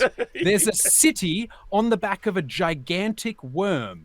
There's a city on the back of a gigantic worm. Sell me the worm! Goes across, and they're like, yes, how do you feel about the smallest characters in the game being the focus? And I'm like, in the realm of monsters. And they're like, yes, I heard myself. In the realm of monsters, you know what they say? In Jurassic Park, the scariest dinosaurs were not even the velociraptors. They were those little ones that fuck you up in a pack. Those tiny ones. They're the scariest ones. Cities of Sigmar. Rob, what would you change about Cities of Sigmar? I mean, knowing that they do have a book coming. Nothing. The new book's coming out. Let's let it see what happens. We don't need to deal with it. Just go away. Off you go. Bin. Like, okay. Bin it. Disco Rat, thank you for resubscribing. Loads of love to you. Okay, so now the most important question, because they really don't need much of a change. Kruleboyz. They're obviously, we saw them at Worlds. They did perform. They performed more reliably than some other armies did. No, they didn't. Talk to me about how do you fix Kruleboyz, Rob? How do you fix what? You just rewrite the book. Like you just. How do you fix what's not broken? You just be a grown up about it and say the book is bad. It needs to be rewritten. Like just don't drop points anymore, or just be fucking ludicrous. I'm talking like 10 gut rippers, 70 points. That's 20 wounds on a 5-up armor save, 70 points. Just go dumb. Just go like dumb. Let their monsters be battle line. Yeah, no, that won't fix them, Dan. That doesn't remotely help them. They're still It'll make it interesting. No, make them 110 points for a Sludge Raker, and then you're talking. But like the problem is, and I've said this time and time again, and if you haven't ever engaged with my content before, I'll tell you this. I do not ever want a race to the bottom on units. I never want to pay 40 points for a trash unit. There will be lots of Age of Sigmar players who tell you that they do, because at some point there's an efficiency in just a base that costs a certain amount of points. And if it's cheap enough, you can just cause an issue. We're seeing that at the minute with zombie hordes as an example. So we're seeing that at the minute. But like, I don't want that. I want a Sludge Raker to be like as good as a Stonehorn in combat. I want it to like wreck people's lives. You know what I mean? I want gut rippers with better armor saves, and I want them to pay points for it. You know, that sort of stuff. So just rewrite the book. It's bad. Yeah. Or give him some more tricksy stuff. Give him some trick. Like, they're supposed to be these like stinking swamp bogglers, but they don't. Give him a deployment thing like, for me, like Beasts of Chaos, where they can have units appearing on the board around. Like the fact that Stormcast have a deep strike element, but these skulking bog assassins that you never know where they are. They're like, but they're there. You can't shoot them, but they are there. I'm like, yeah, okay. But yeah, it's why the points conversation is a bit like innocuous sometimes. Sometimes just something's written badly from the start. Mortek Crawler is a good example. They're just like a good example would be the Gothazar Harvester. How good would the Gothazar Harvester be at? I think he came in originally at like 220 points. The new Ossiarch Bonereapers book. What if he was 260? But they were like, no. What if we just fucking ruin his rules? You're like, well, now he's worthless. Yeah. Like, so I don't want him at 100 points because he sucks. So. Yeah. Anyway, but there is a place that's cheap, but you shouldn't want your miniatures to be that. You should want something good. Yeah, I think the thing that's the most disappointing for me is that Kruleboyz should have felt like the guerrilla warfare, like charge. They should have like things like strike and fade away. That should be like a Kruleboyz thing. They should be a pain in the ass to pin down, but then like once you do, they're easy to chop up. And unfortunately, they're just easy to chop up the whole freaking time. And yes, you can't target them when you're 12 inches away, but it's just, it's annoying. It's annoying. And then they did that really well with Beast of Chaos. They were like, cool, we solved this. Yeah. Except they didn't do it with Kruleboyz, Kruleboyz, unfortunately, have become all about poison shooting. There is nothing else in that book that people can lean on because, like you say, a race to the bottom still doesn't make them better than their poison shooting. Yeah, it's really bad. So, and that's because I think the sculpts are great. I think they're wonderful. I think like loads of it's really wicked. I'd like to see them be better. So yeah, Kruleboyz it needs a rewrite, in my opinion. Yeah. Yep. Okay, so this one might resolve itself shortly, but Seraphon. Seraphon's solved, right? Like, it's a 43% win rate there, but it's got a brand new book. That new book is great. It's got loads of combinations. There's actually a good conversation about talking about how we're going to immediately nerf Seraphon. There's some FAQ stuff that needs to happen for them. Not deep striking, not being able to move after deep strike is quite. Oh my god, one. Yeah, they're insanely oppressive. Yeah, so there's some interesting stuff there. I mean, in a season where wizards get bonuses and the Slann exists, that's going to be a little bit rough. Yeah. But we haven't seen it. There was a couple of events this weekend. We saw one Seraphon list go 4-1, so it's not like this incredibly unbeatable army. Someone lost a game with it this weekend. But I think it's going to end up being a pretty good book. But there are now natural counters. Khorne, Ossiarch Bonereapers in Null Myriad are natural counters. So, it's too early to start saying the Seraphon book is too good, but it's definitely going to be very good. I think that's right. I will say, I think like talking about internal balance as well, I feel like they've done a good job in that book. Like there's obviously winners and losers, don't get me wrong, but it's not like a lot of others where you're like, you'd never take this because you'd always take that. There's interesting flexibility in that book, and I think that's why I don't mind. I'm looking forward to it doing well. Yeah, because it's when you get to Starborn and you're like, cool. Every time you do damage, you get summoning, like is bonkers. So it's going to be really good. Starborn is just like is a structural problem with Seraphon. Yeah. But I mean, dinosaurs are cool, so who cares? Yeah, dinosaurs are cool, but hopefully it's not just back. We've left the days of skink spam. There's other cool things to spend your money and your points on. Yeah, agreed. Yeah. Okay. Still sticking with them. We've hit Bone Splitters. We've hit Kruleboyz. Now let's hit Ironjawz. And unlike Seraphon, they are not featuring a brand new book to take them out of it anytime soon. We do get that new Gore Grunter boss, which is pretty fun, coming soon. Okay, that's true. We don't know what that's going to be like. Ironjawz are an interesting army. They're a combat army that's like real, just thumb your nose at anything complicated. Although they can be played obviously very, very well. They're just a high damage melee army with no shooting, and they have no ward saves. Everyone nowadays has got a ward save. So I think Ironjawz, like, again, I don't necessarily think it needs a rewrite because it's decent in a way to play, especially for new people. But you need to rewrite the other two, so why not just rewrite that at the same time while you're there? At which point, I'd probably try and make brutes feature more heavily. I'd make brutes a little bit tankier. I like what brutes can do at the minute. In the meta, and we saw brutes do well just this weekend. Some Ironjawz army with 2 bricks of 10 brutes did well, so that's quite fun. But I'd like brutes to be faster and or just hit harder. I'd like brutes to hit. Brutes do hit hard, but I want them to be hit silly hard. They can be slow like they are now, and then probably a couple more options for more crushers to make them more survivable. And then not less outputty, and a bit less outputty. Yeah, I think for me, Ironjawz, I'd leave brutes as not being fast. I like the idea that you've got to decide between fast pigs or more like damagey brutes, but give brutes just a little bit more output, so that you've got the quick hit and then the follow-up bash. But Ironjawz still do really well. They hit 4-1 all the time. Like maybe they're outclassed in some cases for combat.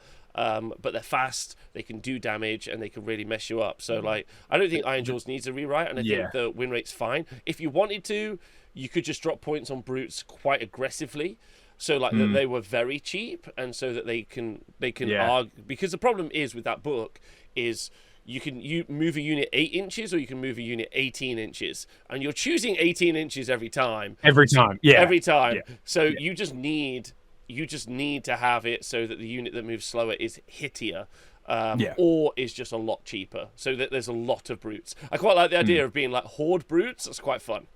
Oh God, no! Please God, no. That'd be though again, another great example of a book with great internal parity, like internal balance. You see, your brutes maybe aren't exactly as high as pigs at the moment, but you do see a lot of all the stuff in their army. It's like a 20-to-1 pick rate. For every unit of brutes you ever see, and maybe even higher. For every unit of brutes you see, you're going to see a ton of pigs. 50 units of pigs. It's not anywhere close. So brutes need a help. They also don't have that many units to choose from in the first place. No, they don't. That's a great conversation that you can have. But they're also really limited. So, I think that's really... Dan, you absolutely nailed that, because there's some armies that are going to be like that. Because they say, Big War. They're like, Big War, you've got all this to choose from. You're like, but what if I like Ironjawz? And you're like, it's a moderate war. It's a small to medium war is what you have to choose from. They must be sat on loads and loads of Ironjawz models that were done by miniatures. Because it's like a 6-year-old range. So why they're not coming out is weird. In fact, actually, the whole Uruk release was super weird. Anyway, doesn't matter. But the release was weird. They're they clearly have a lot of orcs somewhere, and they don't release them, and that's really weird. I don't know what's going on. They're just, especially for something like orcs are so iconic, for being as iconic, and so many people love them and love the character and love the energy of them.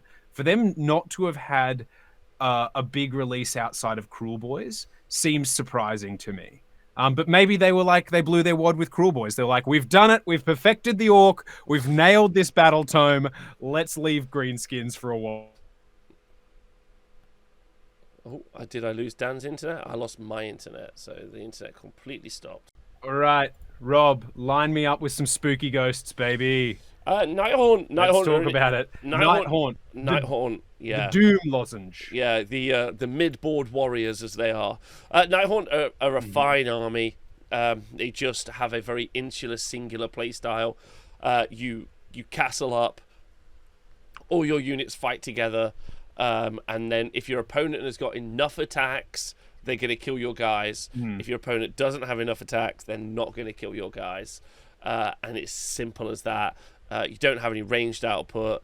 I would like to see quite a few of the characters get a little bit cheaper, like the named characters would be really good.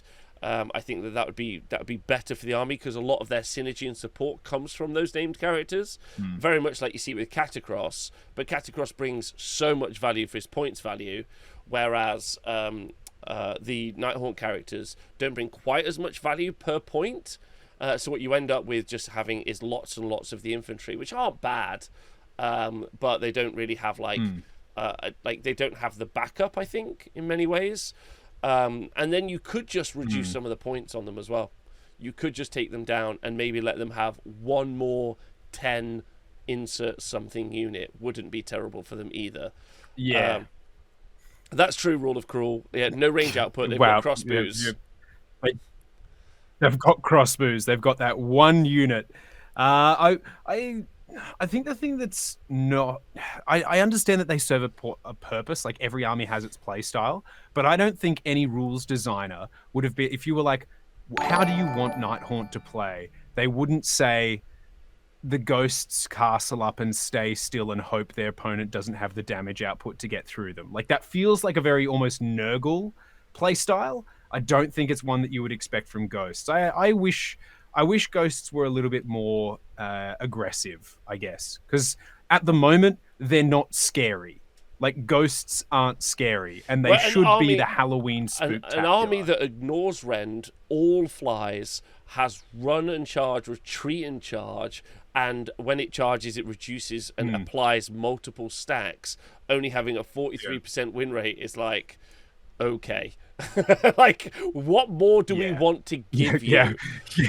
What more do you want? And I would say that they've just got a couple of units that are too expensive. So if you could just reduce a bunch of those characters down so they're like arguably a bit too cheap, like, I think that puts them in an okay position, which is nice for them, because they only have a singular playstyle as well. So that's a problem for Nighthaunt.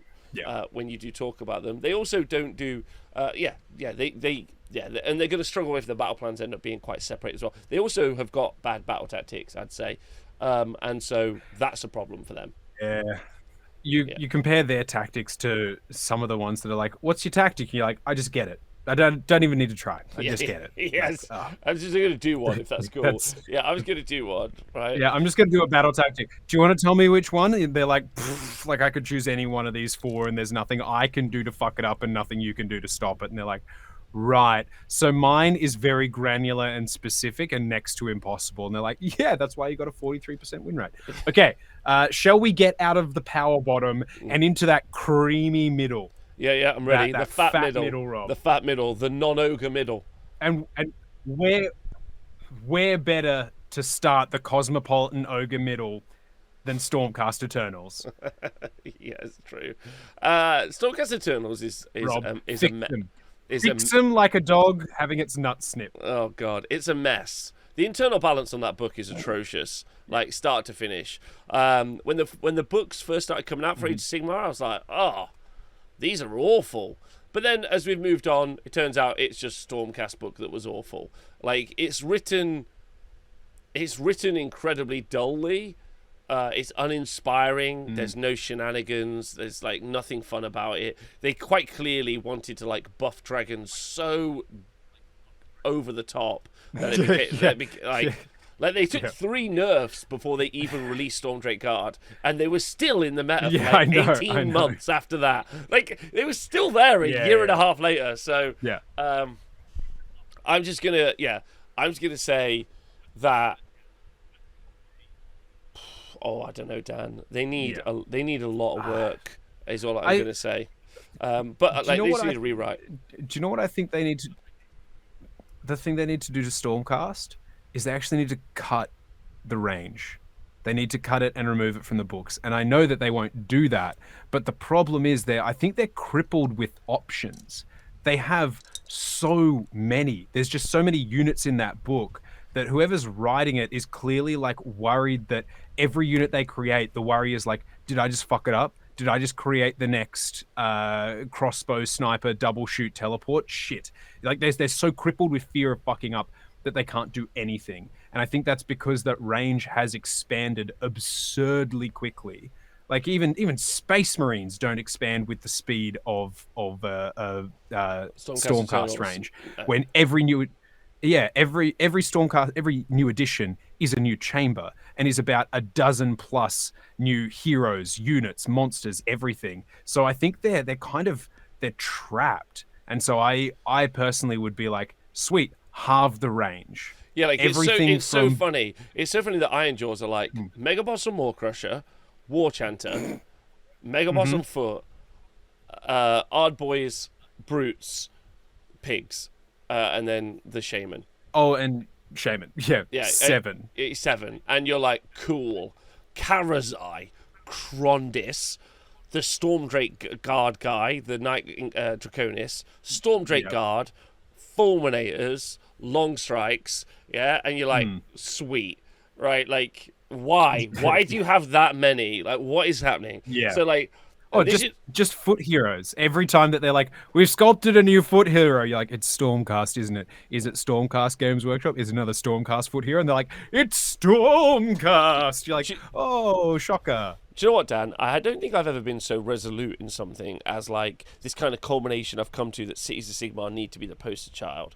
Because every time they release Stormcast Eternals, they add to their own problem. Whereas every time you release a Cities of Sigmar unit, you can be like, this edition, we're just going to concentrate on, I don't know, the Phoenicium. And there's like smaller phoenixes. There's guys that throw phoenix eggs as bombs.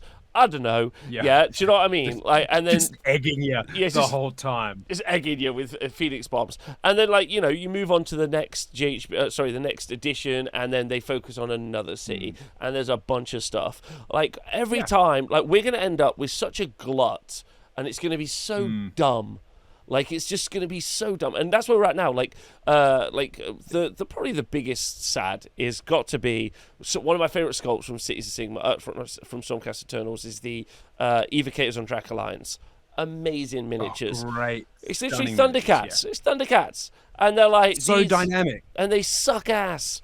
Like, and not in a fun way, like Nathan would love, in a bad way, right? Like, and so Stormcast Eternals can have a 45% win rate. In my opinion, they could just get squatted into obscurity for all I care. What do they need currently in the game? Because people will say that Stormcast aren't doing very well. I would maybe buff the Paladin line a little bit more. I think that would be really fun. I think Annihilators I'd also increase in efficacy as well. But ultimately, they have a structural book with that. They have a problem internally with all their units. Loads of their war scrolls are just written badly.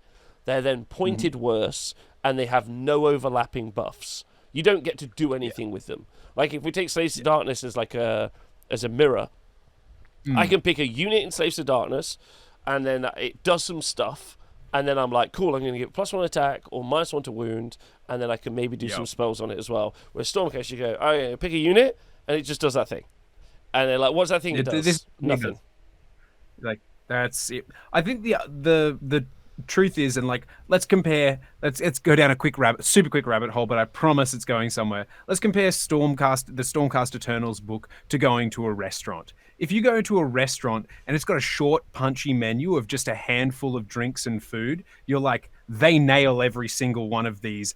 Anything I order from this menu is going to be fantastic. I'm very excited. If you go there and it's a novel and you're just going through pages and pages and pages and pages and pages of different options, you're like, all of this is shit, and none of this has any care or love put into it because it's just truly so much. That's what the Stormcast Eternals book is for me. It is so watered down. It is so overspread and it's like it's the way Bilbo describes it. It's like butter spread over too much bread. That is the Stormcast Eternals book. It's very hard to be interesting when it is so watered down. And very much too many war scrolls. Yeah. Cut it. And very much like someone said in the chat, the Knight Draconis or the Stormdrake Guard have got a 4-up spell ignore, so they're still good in this version of the game. Like, you could just have the dragons be its own book. But Stormcast Eternals need a rewrite. They need an honest look at that range. They need to squat some stuff out the range, as in, like, get rid of it. And then they need to say, we're going to give these very unique identities. Each chamber, the chambers don't have any identity as well, so they need to do that as well. So like they need to definitely break that down into like more specific armies. Make it like Big War, and instead of your sub faction being Hammers of Sigmar, make your sub faction the Chamber, and you either get benefit, like you get a watered down benefit for pulling from different chambers, or you get a strong benefit from being Redeemer. Or from being, find a way to give them some character, because Stormcast, I was like, they're cool. They've got such cool lore and such an interesting backstory. And now I'm like, it's like they're not even stock water. Yeah. And someone said they need to start redoing old Stormcast models. I mean, that'll be crazy too. Like, just don't do that, because they're not popular. There's no one who's like, you know what? I really, really identify as a Judicator. Like, no, they've never been cool, dude. Like, just leave them be. Like, they're not going to. They're going to throw good money after bad. You know, like the guys. No, I'm not going to say that. Anyway, right, should we move on?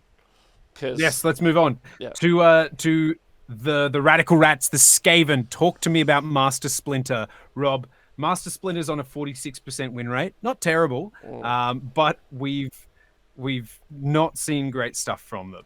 I mean, give Skaven sub-factions. Actually give them a 3rd edition book. That would be sweet, instead of copy and pasting the 2nd edition book. Skaven bros, you know what I'm saying? High five, let's go. But if we're trying to salvage the book as it is, then, I don't know. I would probably make Doom Wheels cheaper, because they're hilarious. Yeah. I would, like, the problem is I would almost arguably change, like, the win rate is held up from where it is with Thanquol, and the fact that the Bringy Dingy never got FAQ'd, so Laquan the Soulseeker never got FAQ'd as not being able to move afterwards. So they were just like, we won't rewrite Skaven, we'll just let that spell go. So I'm like, I'm like, you might need some tough love, and we might need to just get rid of that spell. At which point, I bring the Vermin Lords down quite aggressively. I know they're 2-cast wizards with ward saves, but I would still do it, even though they feature a lot, because you don't have a lot of hammer units. I'd bring Storm Vermin down. They're also unique. They're cool. They're interesting. They are. I'd bring Storm Vermin down points as well, so that you have literal hordes of rats, because Storm Vermin are kind of okay. I'd also do the same with Plague Monks, just so you can have lots of Plague Monks as well. I'd make the Screamer Bell cheaper. I'd make the Plague Furnace cheaper. I'd keep Storm Fiends as they currently are. I'd even bring the Warp Lightning Cannon down, so it's like a legitimate threat. And then I wouldn't mess around too much with the Eshin part of the book.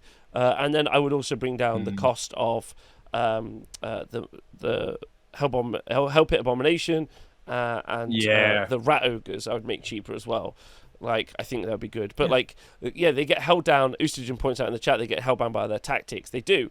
Like, so you could do a bunch of War Scroll rewrites, but they basically are a 2nd edition book playing a 3rd edition book that didn't get any battle tactics. So, like, I'm just arguing against myself from earlier. So Skaven's actually maybe one of the books that needs the biggest rewrite.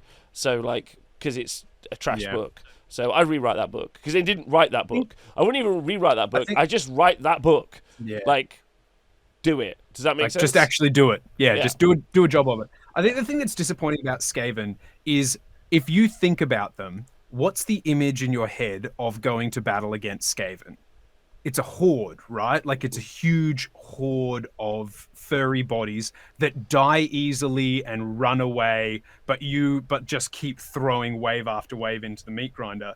But if you actually sit down and try to create a Skaven army list, everything's so expensive that you end up like the hordes of minis end up being attacks to fill your battle line, and then it's about everything else that you take around there. And I think that that's really disappointing. Like, it's disappointing that Skaven aren't the furry menace, where it's like, we just need to get through 2 more units of freaking clan rats so we can get to their artillery park at the back. It becomes like, oh, like it's Thankwall and a bunch of Storm Fiends teleporting around the board. Yeah, and also I agree with Oostergen again, and for Zerna in the chat. Oostergen really smashing it today. They should have a mechanic like Ravagers or All Herd. All Herd for Beast of Chaos bring back D3+3 to each Gore or Ungore unit on the board at each Battle Shock phase. It's bananas. Yeah, like they should have something like that. Yeah. But again, we should probably talk about this enough. I think it's one of the reasons James left the show. We reviewed the Skaven book. We just stopped halfway. We were like, you're not writing...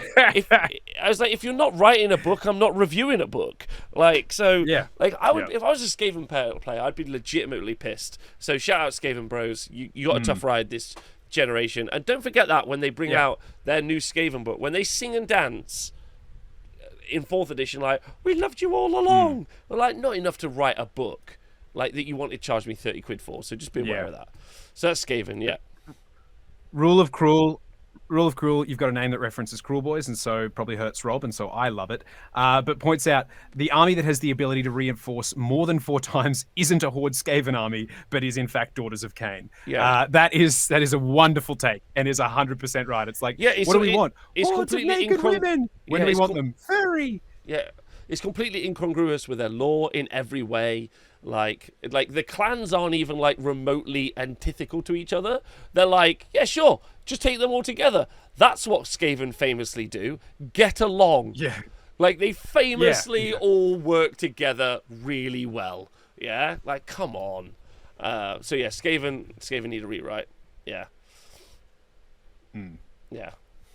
Skaven, not much you can do, but someone that I don't want to do anything about, Deepkin. Let him relish in the shallows. Let them wallow and choke out and die. But I'm sure that there is probably something you could do. I wouldn't mind seeing the Eidolons because they're cool models. I wouldn't mind seeing them a little bit more.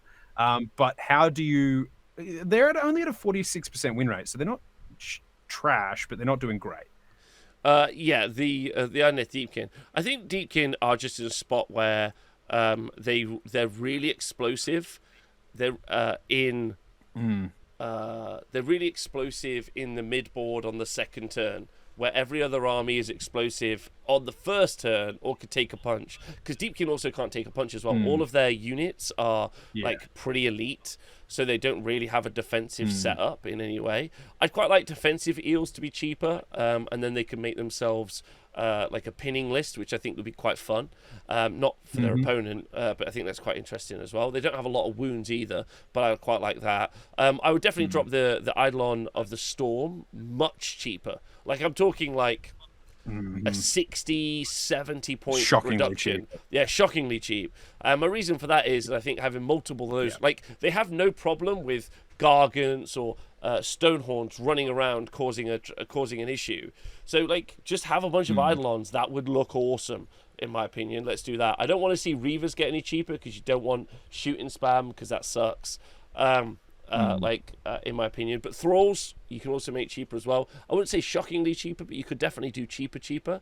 And again, Sharks. Bring Sharks back down again. Sharks are a bit of a problem because they shoot and fight, so that's a dual unit that's quite good. But so I would prefer them to reduce defensive eels. Hard to point them, They're hard to point them. So reduce defensive eels, reduce the Eidolon, who's the combat Eidolon. And then because you've got the Achillean King who can run off, and then he's there like, just me on my own, lads. Just me. And then, like, there's some Thralls behind, like, all right, mate. Like, and then, like, in the box is the Eidolon of the Storm. Yeah, he's like, I'm not coming. I'm not coming. So who is like every almost. Oh yeah, go ahead. Go on. No, that's it. Like they need more units on the board. Yeah, every Deepkin player owns an Eidolon, but none of them ever touch the board. I personally, I think the biggest thing that's holding Deepkin back for me is the thing that also makes them very easy to play against and very easy to predict is that they're so reliant on high tide. Like I know what turn that's going to happen, and so I know and so it becomes kind of about the priority roll and can I set myself up to weather the high tide. Now, if you gave it maybe something like the wheel, like the Nurgle wheel, where you had to you rolled a couple of dice and you got to choose which one was where it started or what direction it went, I think that would make games a lot more interesting for them. But at the moment, it's very easy to predict when and how Deepkin are going to try and win the game, which makes them very easy to predict how to stop that. They also struggle a lot on the primary because they have a pretty fragile front line. So they don't have lots of bodies they can put on the board and no way to manipulate that. They don't have any sustain, like very little recursion in their army as well, especially compared to some of the most recent books. So like they just need more bodies on the board, which unfortunately at some point would make such an aggressive first turn alpha that would become a problem. But you need those points to just be cheaper. They need 1 or 2 more units on the board minimum, like to be able to see play at the moment. And again, their win rate's not terrible, but I feel like that they need more. And I think like you definitely need a couple of units in there. And I think those centerpiece models, like the Eidolon especially, should just see play more. Just make them cheaper. Make them like, why are you this cheap? This is cool. Do that. Yeah, but because the thing is, people be like, why are you this cheap? And then they're like, oh, because they die super easy. That's why you're so cheap. Yeah. Okay, Slaves to Darkness, Rob. What are you doing for Slaves to Darkness? Slaves to Darkness is super interesting in that they probably don't need many changes, like as a book. Like win rate wise, they do really well. Varangard are very successful. So Knights of the Empty Throne lists win a lot of Ravagers tournaments. Ravagers also works really well, as does Cabalist. Cabalist is going to be very, very good in the new edition, which is cast extra spells as well. I would like to see some of the units get cheaper. Theradons, because they're just cool new sculpts. They'd be really good. I'd really like to see that. You mean Bulgur alternates? Yeah, Bulgur alternates. That would be really good. I think you could see, you could see the Demon Prince definitely get much cheaper as well. I think that wouldn't be terrible. It's fairly iconic as a piece.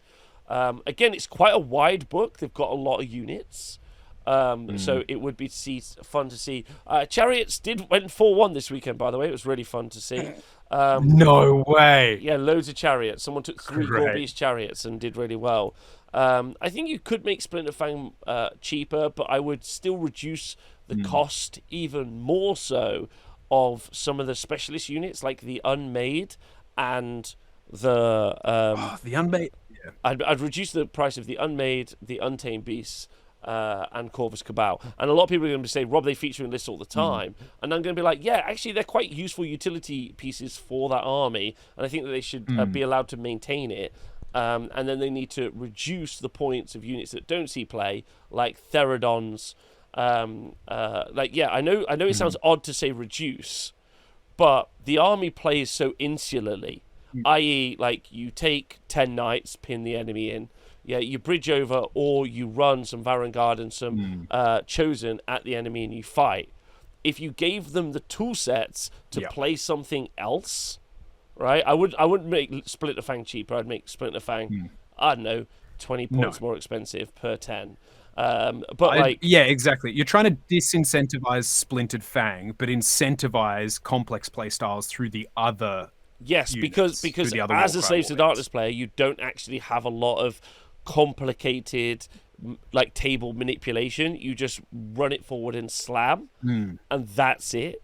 And so if you gave them cheaper options to do those other bits as well, they wouldn't see more play, but they would definitely see play, which would make I think that army more dynamic. I think I'm not talking their win rate isn't necessary, but what we talked about at the start was making the internal game more diverse.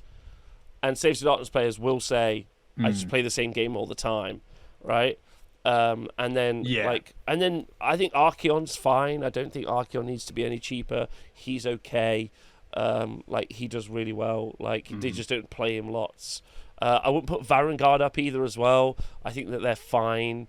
They're good. They're in a good place. They're in a good place. So I think that's the thing with Save Darkness. They've got lots of options, but I would like to see them have like rewrite a couple of the Monster War scrolls, and I think you got a great book. I think it's a great book. Yeah, yeah, for sure. Oh. This one, the answer is very simple for the next one. Throw them in the sea. Daughters of Kane. Just get rid of them. Just squat the whole army. Move on. A really limited book. Like the number of units you can take in that book is very limited. So you basically are going to play with snakes, or you're going to play with the witch elves and the Sisters of Slaughter. You don't have any you only have shooting in the snakes. So then you're stuck in the snakes. Their win rate is fine, though. It's a 47% win rate. I don't think you definitely could make Doomfire Warlocks a lot cheaper to encourage some more different playstyle. Yeah. Because clearly they're sitting on boxes of them, right? Like no one ever takes Doomfire Warlocks except for someone trying something new. They try it and like a gopher, they stick their head out of the hole. They get whack-a-moled into oblivion. Then they're like, never Doomfire Warlocks. Never again. Never again. Never again. The shooting is like a bit oppressive. I would just rewrite the book so that the bow snakes were just a competent shooting unit at the back of the board. Maybe with something not quite as egregious as we see with the Sylvaneth unit that can shoot and move away when it's charged. Just have them as MSU 5s and then like snaking around and being a bit ambushy versus just like a brick somewhere, which is weird. So like, but I don't want to wish list too much. Like, so instead, witch elves, Cauldron definitely a bit cheaper, Avatar a bit cheaper. Yep. To try and encourage some more internal balance play. Avatar cheaper, Cauldron cheaper, either the Witch Elves or the Thingy or Sister Slaughter cheaper, or both. One of the two to encourage that playstyle. Snakes up. No. Snakes are fine. Like, their win rate is 47%. Snakes are fine. True. Yeah, true. They're fine. Encourage other stuff. Yeah. All right. Maggotkin of Nurgle sitting at 48. So just for these, they're at 48%. For those playing at home, we are getting kind of to around where it's like, that's not bad. Like if you're kind of in the 48 to 52% win rate, you're right there around your 50-50, which is a good place for books to be. Is sitting around a 50% win rate. So Maggotkin of Nurgle, like we've seen a big change from them as well. From last Worlds, so about a year ago, we saw tons of them. This Worlds, we only saw a little bit. The styles of play have changed. I mean, I think Droning Guard is still dropping one of the most likely to be taken. But yeah, interesting. So what would you do for Nurgle, or what would you do in this GHB for Nurgle? Well, I'd bring the Glockin down like 100 points, like because you don't see him anywhere near enough. Maybe 150 points, like maybe so much. Like I want to see Glockin all the time. So I definitely do that. Just to see it on the table. Glockin has to come down. It was written at a time when 5-up ward was good, and now they don't do that. So I would reduce like if you compare Rock Guts and Rock Guts, which are like 160 to like 5 what they called the big chunky boys, like 5 of those guys, Future Black Kings, like they should just be cheaper, like just drop their points as well. So I'd drop Blight King's points, I would drop the Glockin's points, I would that's probably what I would do to that book, because like we say, it's kind of okay. So I would give them, like, there is rules changes you could definitely do, but I would encourage it so that like the units that are good are better. They've got Rotmire Creed, which makes them really, really good as well.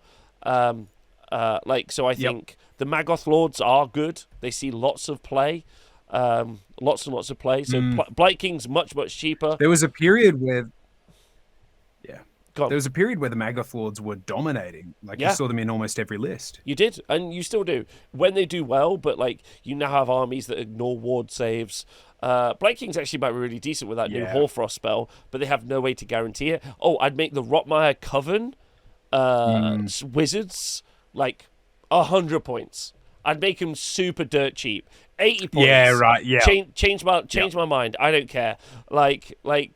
I'd have them be. I'd have it so that, like, because the Rotmire Coven, when you take 3 of them, get all these bonuses to cast. It's really cool, but it's absolutely susceptible to any shooting, anything, especially when sharpshooters and Ganesha champions go away. So just put that back on the board. Let that be a thing. That's a wicked, dynamic playstyle for the army. So just make it, and all you got to do is make one wizard too cheap to have a pretty mid army.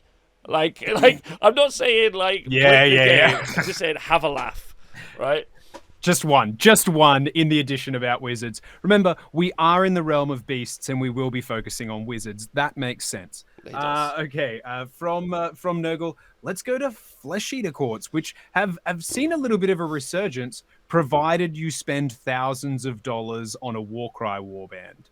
Oh no, they've been very playable for over ages. Very playable, super playable. They've been playing at events regularly, maybe for more than a year and a half, and doing well. In a combat meta, they're super decent. They have loads of output, the ability to stack attacks on ghouls or flayers has seen play time and time again. Super popular and has been doing really well. So they have the model recovery that Skaven should have. Definitely. Yes. So but it's an incredibly old book. And we know that there's a new book coming at Christmas, so I just would leave it as it is. Just leave it, leave it right now. So there you go. Hands off, yeah. Hands off. Yep. Let them have their thing. Unfortunately, the next one, Fire Slayers, sitting at 49%. The only thing that you could do to improve them, because they're obviously fantastic and perfect in every way, is make their models discernible as different units from the tabletop. But that is a sculpting issue, not an issue that can be resolved by the GHB. So early on in this edition, the Magmadroths are actually quite decent, taking multiple Magmadroths. And the thing I would like to see, they've got the Flamekeepers list at the minute, which works really well.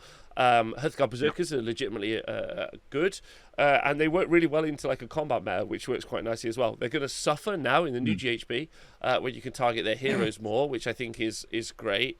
But for me personally, I'd like to see the Magmadroths get cheaper. And I would say significantly so, because I think that's actually quite fun, and we've already got all the foot infantry we need. They already work, and then I would rewrite the war scroll for the Auric Hearthguard, so the gun guys, and rewrite it. And please, Games Workshop, I'm begging you, stop giving them new foot heroes. Just literally anything else. Just a unit, a monster, a cavalry, have them on lava bears. I don't care. Just not another foot hero. But as it currently exists, just make it so you see more Magmadroths on the board. Everyone's happy with that. The Magmadroth cavalry army was I played against it a couple of times. It was awesome fun to play against. It was interesting. It was unique. It was a little bit oppressive in the way that it played, and it had that gacha moment that was a bit of feels bad the first time, but it wasn't disappointing to get smashed up by a bunch of dwarves riding salamanders. But since then, sexy. Since then, we've seen a lot more Frostlords on the board. So then you just get to watch Magmadroths and Frostlords smash into each other in the middle, and that's a great sight. So let that happen.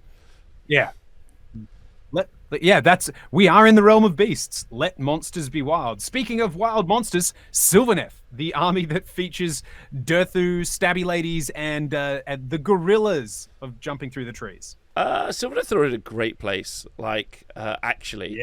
weirdly, because they're just a real high skill cap army.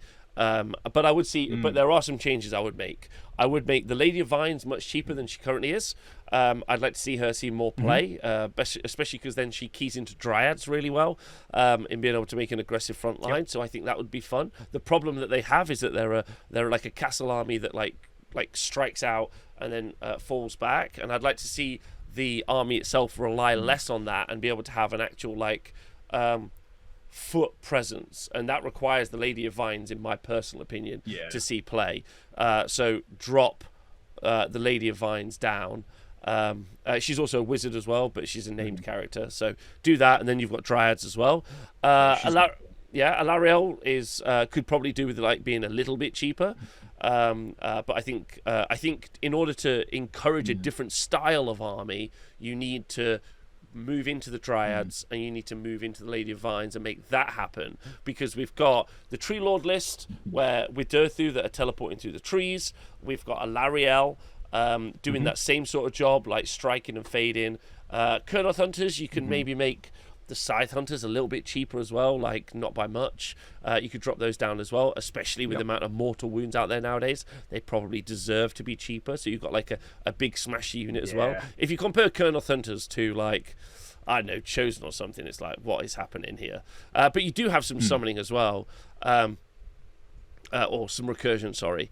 So like, and maybe I'd make some of the bugs a little cheaper, but not like 50 points cheaper, like 20, 30 points cheaper, just so there's an additional tree revenant unit in there.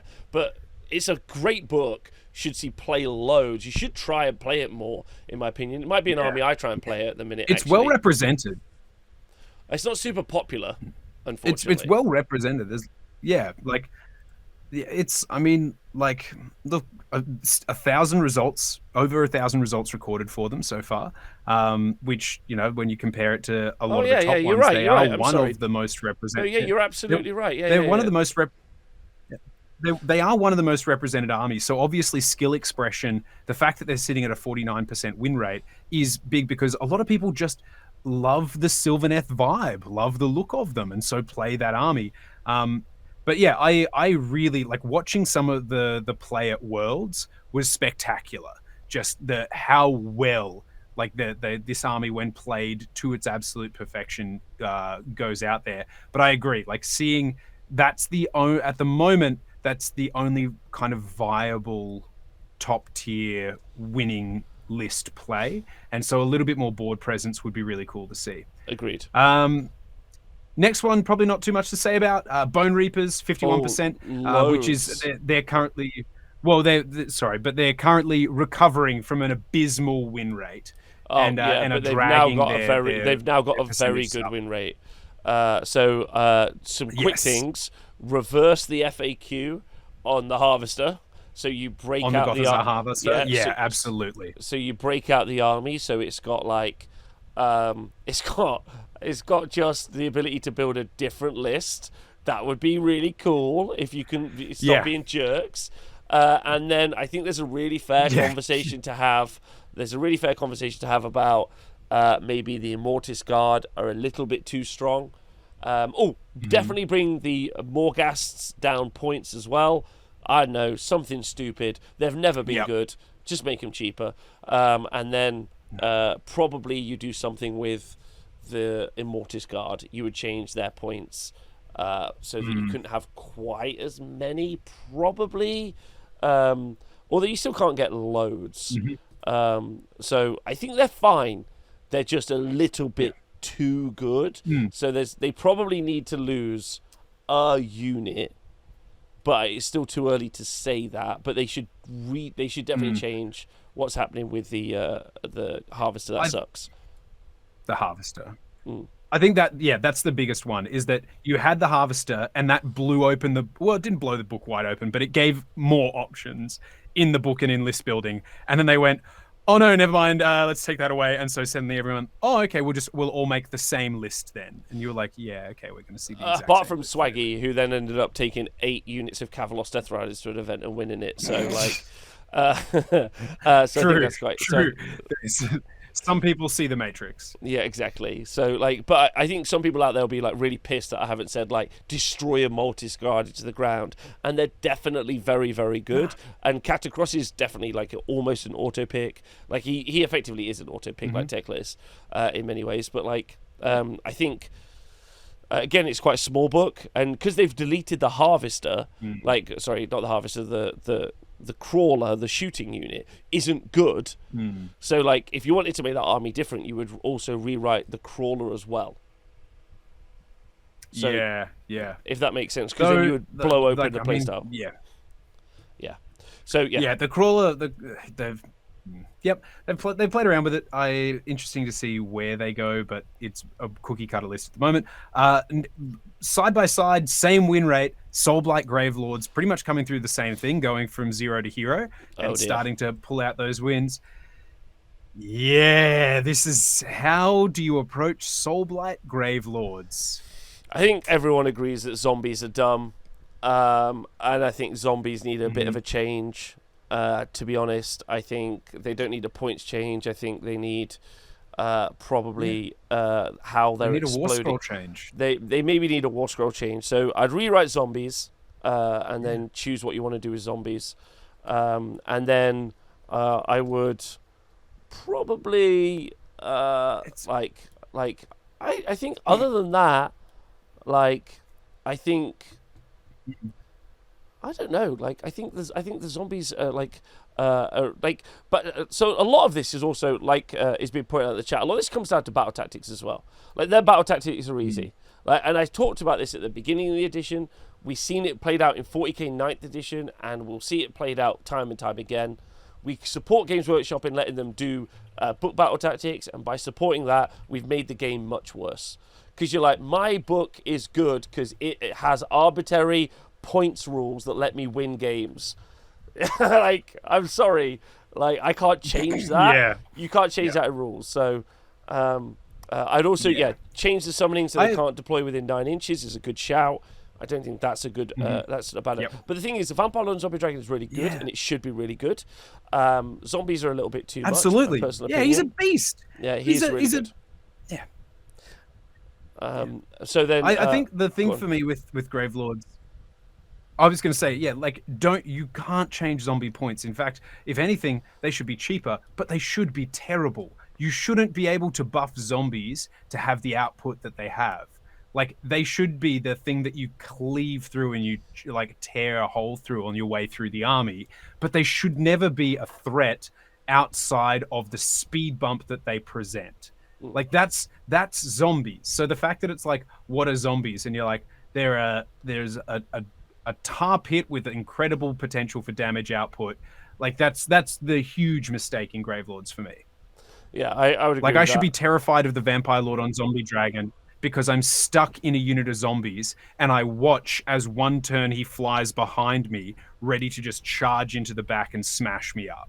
That should be the fear of zombies, not that they will be the thing that smashes me up. Yeah, I think the thing that also could be addressed, I guess. But don't forget, they have just recently had a nerf. Neferata's thing was changed for her redeploy, so that was changed. Neferata's spell was changed as well. Yeah. So while we have been seeing lots of Soulblight Gravelords results, that was older book.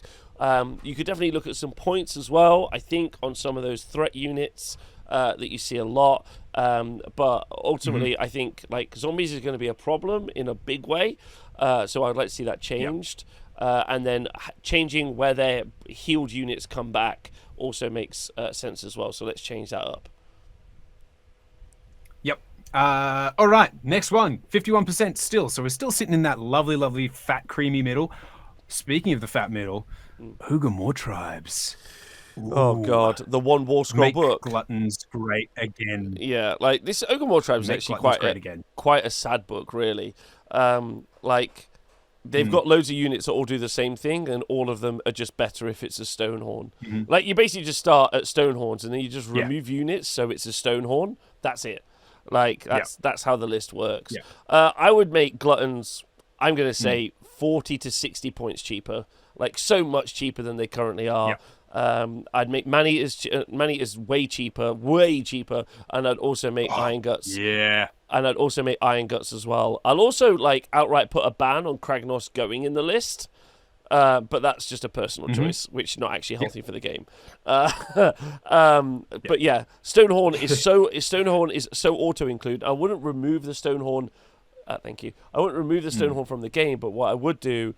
I wouldn't put his points up or ruin the way it plays. I just make the other stuff competitive inside of it, and that's what I mean. So you don't need to change the Stonehorn, don't need to change the Thunder Tusks, although they could be a bit cheaper. But Gluttons, loads cheaper.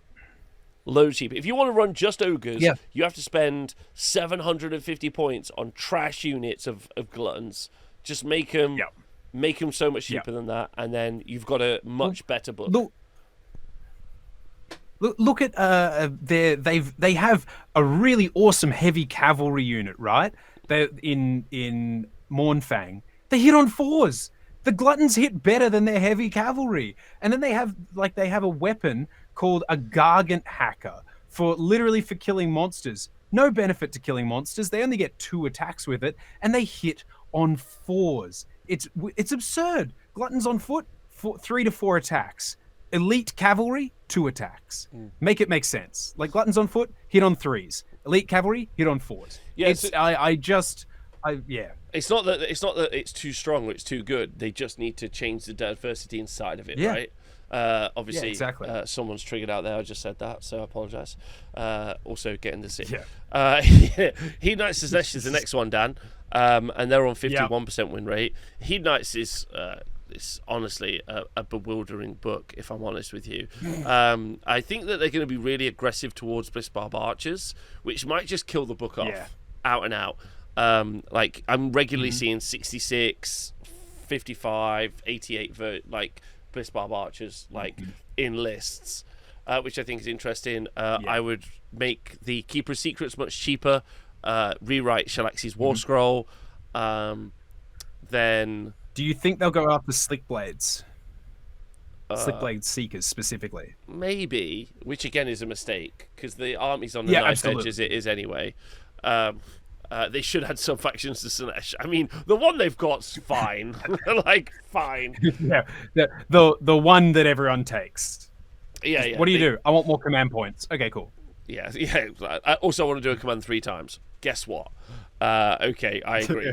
Yeah, so it's quite interesting. I'd maybe bring the Painbringers down a little bit as well, points wise. I'd make Slangor cheaper to try and compete with some of the other units in there as well. I know we all still forgot they existed, so I try and make those a little bit cheaper. I try and make Painbringers a little bit cheaper, and I try and bring would I make Gluttus cheaper? I'd even make Gluttus a bit cheaper as well. The problem is that they really they are an army with a tempo, a very slow tempo at the start.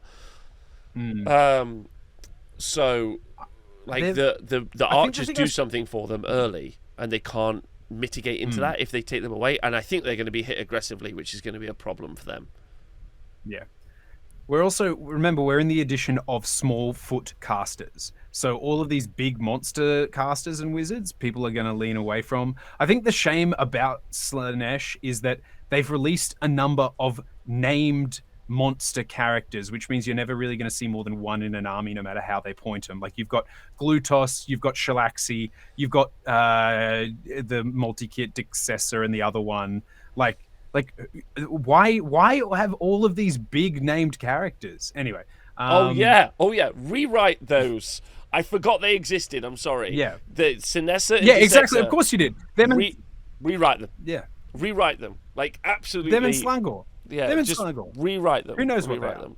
But the book itself is kind of okay. But I hope they don't go after Blissbarbs, because the book is okay. If they get hit hard, that's rough, right? They are so bad it's almost funny, says someone in the chat, which I agree with. Speaking about hitting hard, Lumineth Realm Lords, Sentinels into the sea, Helon into the ocean. I mean, and Teclis. Yeah. I mean, Teclis is fine. Teclis is whatever. I think he's great as a piece, and more like how Alariel should be. Sentinels should just go at points. I agree. They probably should just get an FAQ to with the range of their weapons. That would probably be more effective than them going up points. Otherwise, you reduce how many build options they have. I guess make Blade Lords cheaper till they're so cheap it's just stupid not to take them. I think that'd be really fun as well. And then probably make Dawn Riders much cheaper as well. Much cheaper. That would be really good. So anyway, I mean, anything that encourages play that's not a castle from Lumineth, I think, is the answer. Well, we saw that We saw that with Rune, right? We saw that at Worlds. They have tools. The Lie of Althari and Mini Gotrek is legit. Teclis is not too bad in a fight. In his spell is 18-inch range. You don't have to sit in a corner to use Teclis, but that's how you're going to use Teclis. Compare Teclis to a Lord of Change or Kairos. I'm pushing both of those into the mid-board all the time, to try and make sure I've got within spell range. And then, a Lumineth player's I will never put Teclis within range of the middle of the board ever. If Teclis takes 1 wound this tournament, I quit. You're like, okay, bro, calm down a little bit. Like, so, they and maybe they could make Wardens like a little bit cheaper, a little bit competitive to build a melee build. Yeah, maybe. I'd probably also bring down Avlanor down a little bit, the non-name mountain down a little bit, and then I would bring down Stoneguard a little bit. Yeah, that's what. At the very least, if you have to play elves, you may as well embrace the spirit of the mountain like a true dwarf, rather than being a pointy little bow shooter. Also, just across the board, don't let them get their mortals off on 5s. That for me would be, but that's not a GHB fix, so that's fine. Let's talk about, Rob, how we have another edition that focuses on small foot characters. So how do you save Sons of Behemat? What do you do? Just don't. Just delete them. Kings? Just legitimately just delete them from the game. Please move on. Like, I don't care. Like, I don't care. Like, the people out there like, that's my army. I'm like, I don't care, man. Like, I care a lot about the game. I don't care about Sons of Behemat. I don't care. If you care, write a forum blog. I don't know. Get your potato stamps out and make fucking pictures. Whatever you do, I don't care. Like, can we move on, please? Like, legitimately, I don't care. Like, it's how I feel, right? Yeah, make them. I love that. Make them deadly terrain. I don't know. Make each Mega Gargant actually be a spell portal. There you go. Great ideas. Yeah. There you go. Now I care. That's fun. But yeah. Mega Gargants are a fun, like, they are an army. No, they're not. For people who are like, I just want to play something dumb.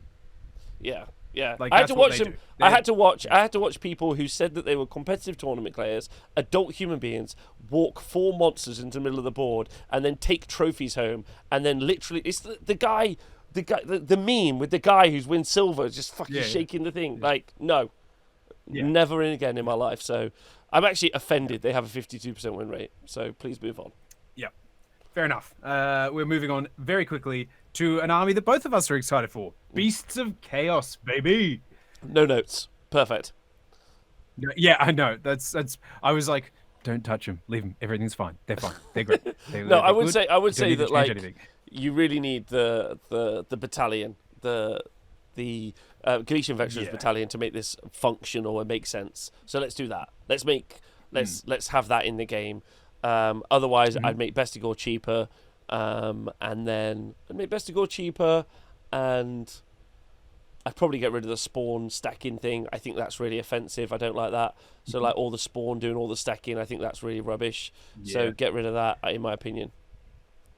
Yeah, I mean, look, that's where else in the game do you let stuff like that stack? Like, it just doesn't happen. It also means that anyone playing that army just leans into having tons of spawn rather than actually having a balanced internal parity list. Yeah, it's just none of that for me, thank you. And I think Bestigor could just legitimately be cheaper. Like, I think they really could, especially if, Bestigor should be much cheaper. So get that happening. So, Slangor cheaper as well. Honestly, Bestigor and Gore. I'd say, like, at the moment, like, it's really kind of Ungor and Bulgor that are I would say that, like, Gore could be cheaper, but the game is not really built that way. The game is really built like with hammer pieces striking into each other. There's no like that. It's not really. Yeah. It's a game of trading at the moment. Yeah, true. Big pieces. All right. We've shat on the other greenskins. Big War, Rob. It's the same as what I said before. Do? Just rewrite the book. Yeah. So just rewrite the book and then write 3 different books. Split it into 3. Yeah. Yeah, and then don't have Big War be a thing. It's so funny, Big War's a thing, and Skaven are like, can I have a morsel of sub-faction, please? Like, what is happening here? Please, can we have a crumb? Next. All right, Big War, Blades of Khorne. I think a lot of people are going to say about Blades of Khorne that they need to change what their one blood tithe ability does. Because like it's I would say just probably change where the blood rights table is so that it costs 2 or 3, maybe 2 for the move D6 is it 3 D3 models D6 inches. Like I would probably do that That's the thing I would change. That's what I would change. I'd just make it be a cost 2 instead of 1. And then other than that, I think that they're fine, in my personal opinion. I think I would, just thinking through it, I would maybe make Reavers even cheaper. Like, make it even cheaper. I think that would be really good as well, so that you could do so you could do the mortal wound bomb list, which I think would be quite fun. And then, everything else sees play. Literally everything in that book sees play. You see skull crushers, you see skull cannons, you see Scarbrand, you see all the bloodthirsters. I'd make the boomthirster probably do more damage. That's it. But like points wise, I wouldn't give do the one a anything. real axe. Yeah. I mean, obviously, but I wouldn't do anything other than change the blood rights table and then let it play out for a few more months. Is what I'd do. Yeah. No, I think Khorne's in a great place. They're in a great place going into this edition as well.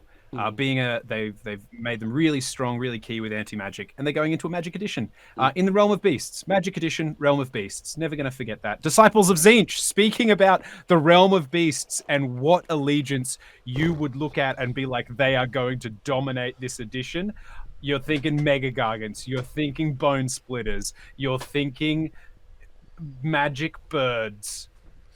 Tzeentch, Jesus Christ. Rob, well, here's the question, Rob. How do you make Disciples of Tzeentch fun to play against? You literally rewrite the book. The book is really interesting in that, and I've talked about this on the show before. Like, if you compare Lumineth spell options, or even Ossiarch Bonereapers spell options versus the Disciples of Tzeentch spell options, you don't have anything other than just casting some spells which do some mortal wounds, but mainly it's kind of odd. Like, because the book is so fucked, you end up gimmicking the book and summoning lots of Lords of Change and just making it the worst experience for everyone.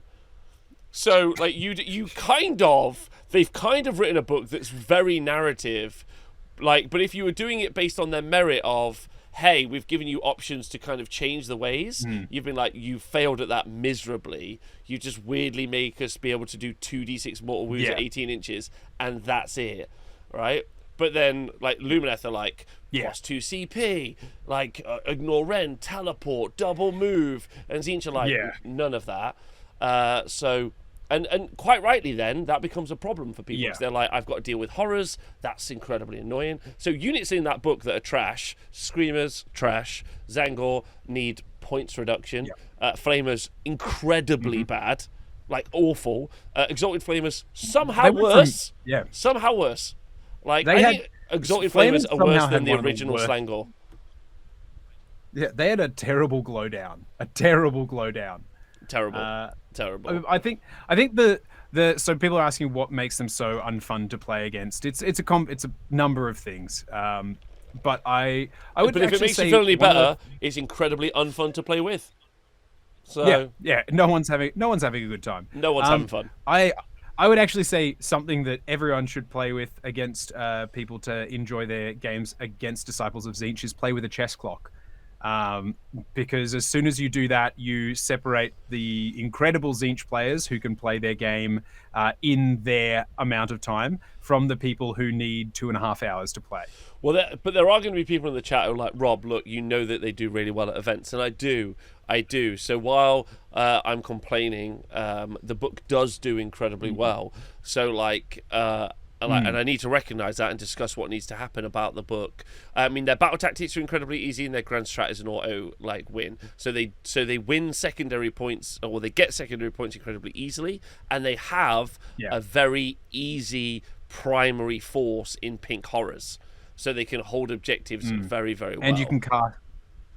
Yeah. So they score primary well and target. Primary well and secondary well.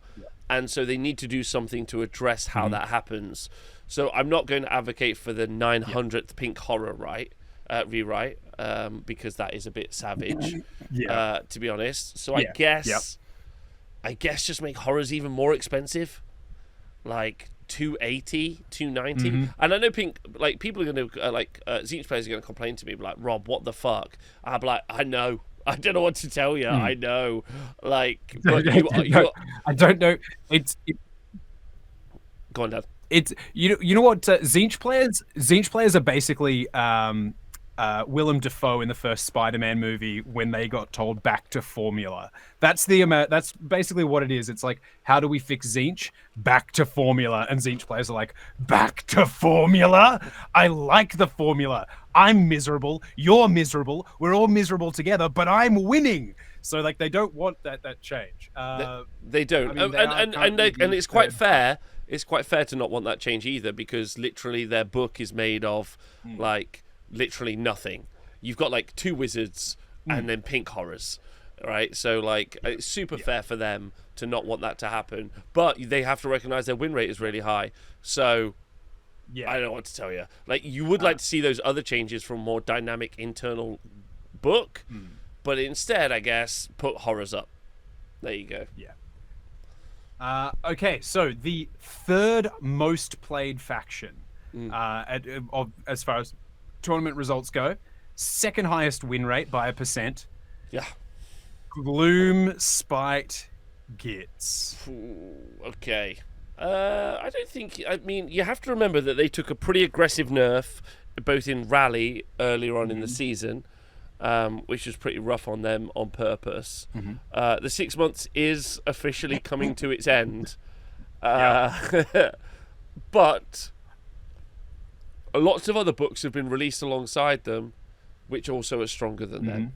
But I think it's fair to say that they could take a 10% increase across the board on most of their units. That feels like... Especially Squigs? Squigs especially could potentially go up. They could go up 10, 15, maybe 20%. 20% might seem quite aggressive. So like somewhere between there would be Squigs. The Gobblepalooza should be more expensive. It's incredible for what it does. It's insane. Don't forget, we already got Scragrot go up points, and I think he's in an okay place. I do argue for stuff being in a competitive place. But like, I would say... Go on. Oh, I was going to say Greencrack not able to target Squigs, or like if he targets a unit of Squigs, it's the riders only, not the mounts. I don't think you need to go that far. I think honestly, if they lose, like, if you look at their win rate, Dan, their win rate is 54%. Like, we're not talking about a broken book that needs like a punch in the face. We're just recognizing that, especially internal balance wise, make spiders cheaper. Let's do that. Let's get spiders be cheaper. We want that. Let's have a Bone Splitters Spiders combined book. Give me all the naked dudes covered in bone fetishes. Let's definitely do the spiders. And then, yes, Squigs definitely need up. Boingrots are incredible for their price point. They should go up. Squigs are incredible for their price point. They should go up. And then if you also... The problem is if you do all that and then also put the Gobblepalooza up, the Shamans, and you do all of that, they lose a lot more, like, very quickly. And I absolutely agree that they should. But you don't want to be... This is the one case where I'd say you don't have to be too aggressive, because like they are winning, but they're not dominating, and that's actually pretty important. The change I would personally make, if you really wanted to fuck the book up, just delete triumphs out the game. Just do that. If you have no triumphs, they're already way fucking worse. Just delete triumphs out the game. They shouldn't because they can't. Because suddenly your Squigs aren't getting rerolls to charge. Done. Just get rid of that. But like, I recognise that they all need a points increase. Definitely, they should do that. But also, Spiderfang needs a point decrease, so they have some time in the sun as well, which I think is fair. There's also a really good argument for Rob. If you get trolls having a points decrease, because they're 4-1 legends, but they're very rarely 5-0 bros. So. Yeah, that's true. Yeah. Rob, the thing is, if you get rid of triumphs, you lose what your Beasts of Chaos need to charge in the combat phase. I'll take it. I'll take it. You'll take it. You take the hit. I think the other thing to say is Gloomspite Gitz with a 54% win rate. We're talking over 1,300 game results. They're really popular results for them as well. So they're very. It's not like so their win rate probably their top level win rate is probably a little bit higher because they're probably being held down by a vast skill expression across players. Oh, that's super fair. Playing That's super fair to say. But if you do go and look at the positive win rate potential, which is which is the kind of system I personally use to kind of give me that indication. So this is something that we use in the stats. So they do have a positive win rate potential of 59%, which means that you're how likely you are to get 3 wins out of 2. So with an army that's that populous, then that is quite high. Yeah. But at one point, Sons of Behemat had an 80% on that line. Yeah, exactly. So yeah. Yeah. Like, that's the important part to talk about. But definitely they need a points increase. And last but not... Yeah. Oh, yeah, especially Squigs. Because it'd be nice to see some goblins featuring in goblin armies. All right, Rob, let's talk about our Sky Kings. If we started with the power bottoms, we're finishing with our subby tops, the Kharadron Overlords. They just put Thunderers up, make Thunderers more expensive. Like, Kharadron Overlords aren't just good because Thunderers are good, which is what people are going to say. They're also good, as are Gitz, Tzeentch, because they just have such easy battle tactics. Like, there's no argument that... Like, I like battle tactics. I think battle tactics are pretty decent. But you literally show me... Like, I watched one KO guy get in and out of boat once at an event, and I was like, we should just ban book tactics again. Like, which was originally my clarion call, and has always been my Age of Sigmar statement, no book battle tactics. And if you have no book battle tactics, this chart for stats looks utterly different. Very different. Yeah. Very different. It's a completely different chart. And that should be like the takeaway from the conversation, that KO, yes, the Thunderers need to become more expensive. I agree with that 100%.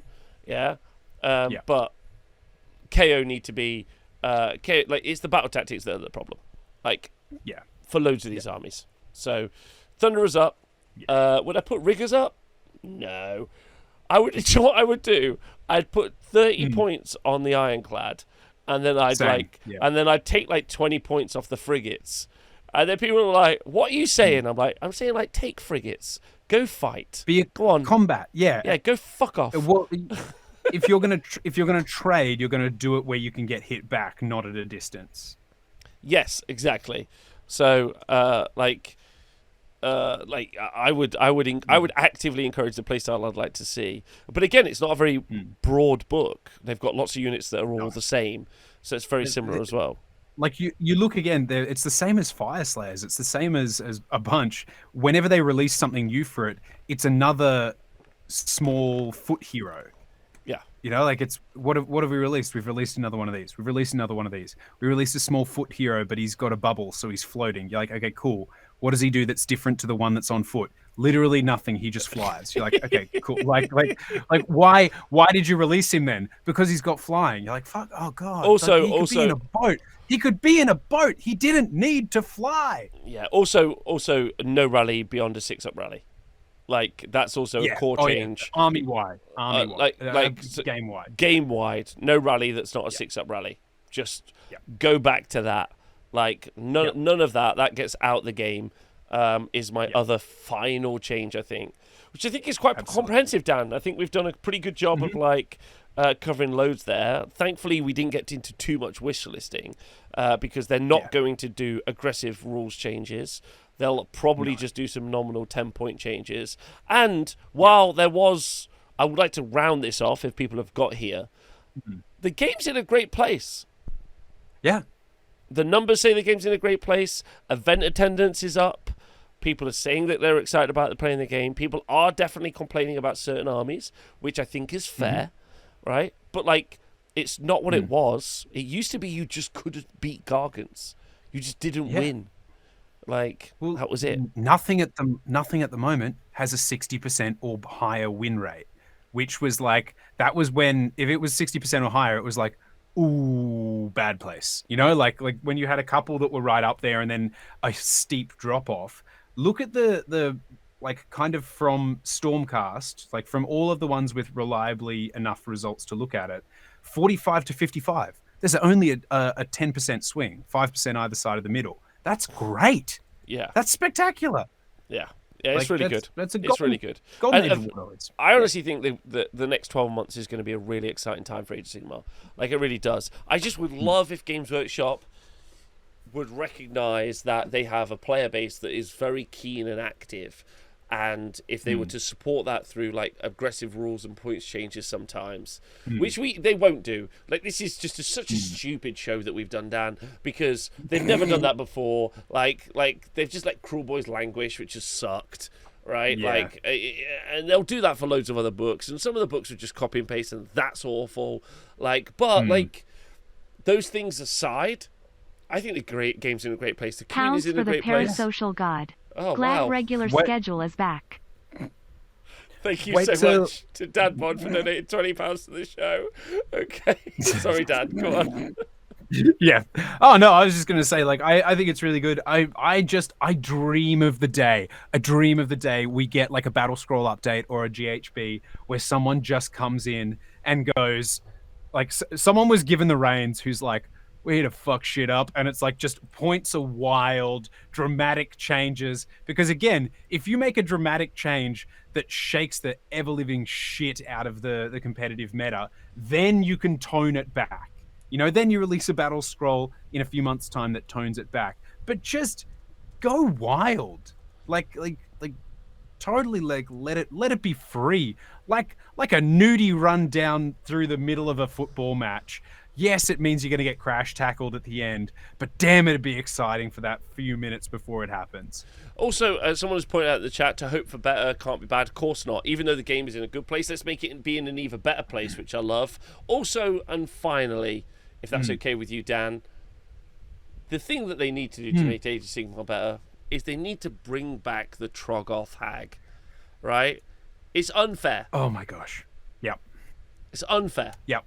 It's a crime, and honestly, I don't think Age of Sigmar will ever be the same again until that has been rectified. Like, that's the answer. No, that's how Age of Sigmar gets better again. No. Squid Gobber, Trogloth hag. When Trogloth princess. In fact, yeah, it's the answer. No other model is carrying a big net of fish. I want an apology video. I want Games Workshop to invest, right? Invest with in.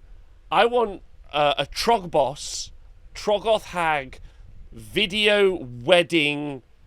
I want the story to be written. I want it to be shot. I want them to put a video out that they put online, right? And I want them to be like, we're bringing her back. She's engaged now, and we'll be like. I mean, she's a fierce, independent woman. She obviously chose the Trogloth of her dreams. She proposed. She proposed. Absolutely, yes. Or finish it off. Maybe we find out that the new ogre, is her son. Oh, right. The new ogre from Cities of Sigmar is her son. Rob, my heart, it grew 2 sizes too big. I feel like the Grinch. I'm full of joy. Yeah, exactly. Thanks, everyone, for tuning into the Honest Wargamer. Thank you to Dan for being a superstar. Thank you to the chat. And if you do enjoy the show, please do support us on Patreon. Loads of love. And don't forget, bring back the Trogloth Queen. She's the best. Goodbye.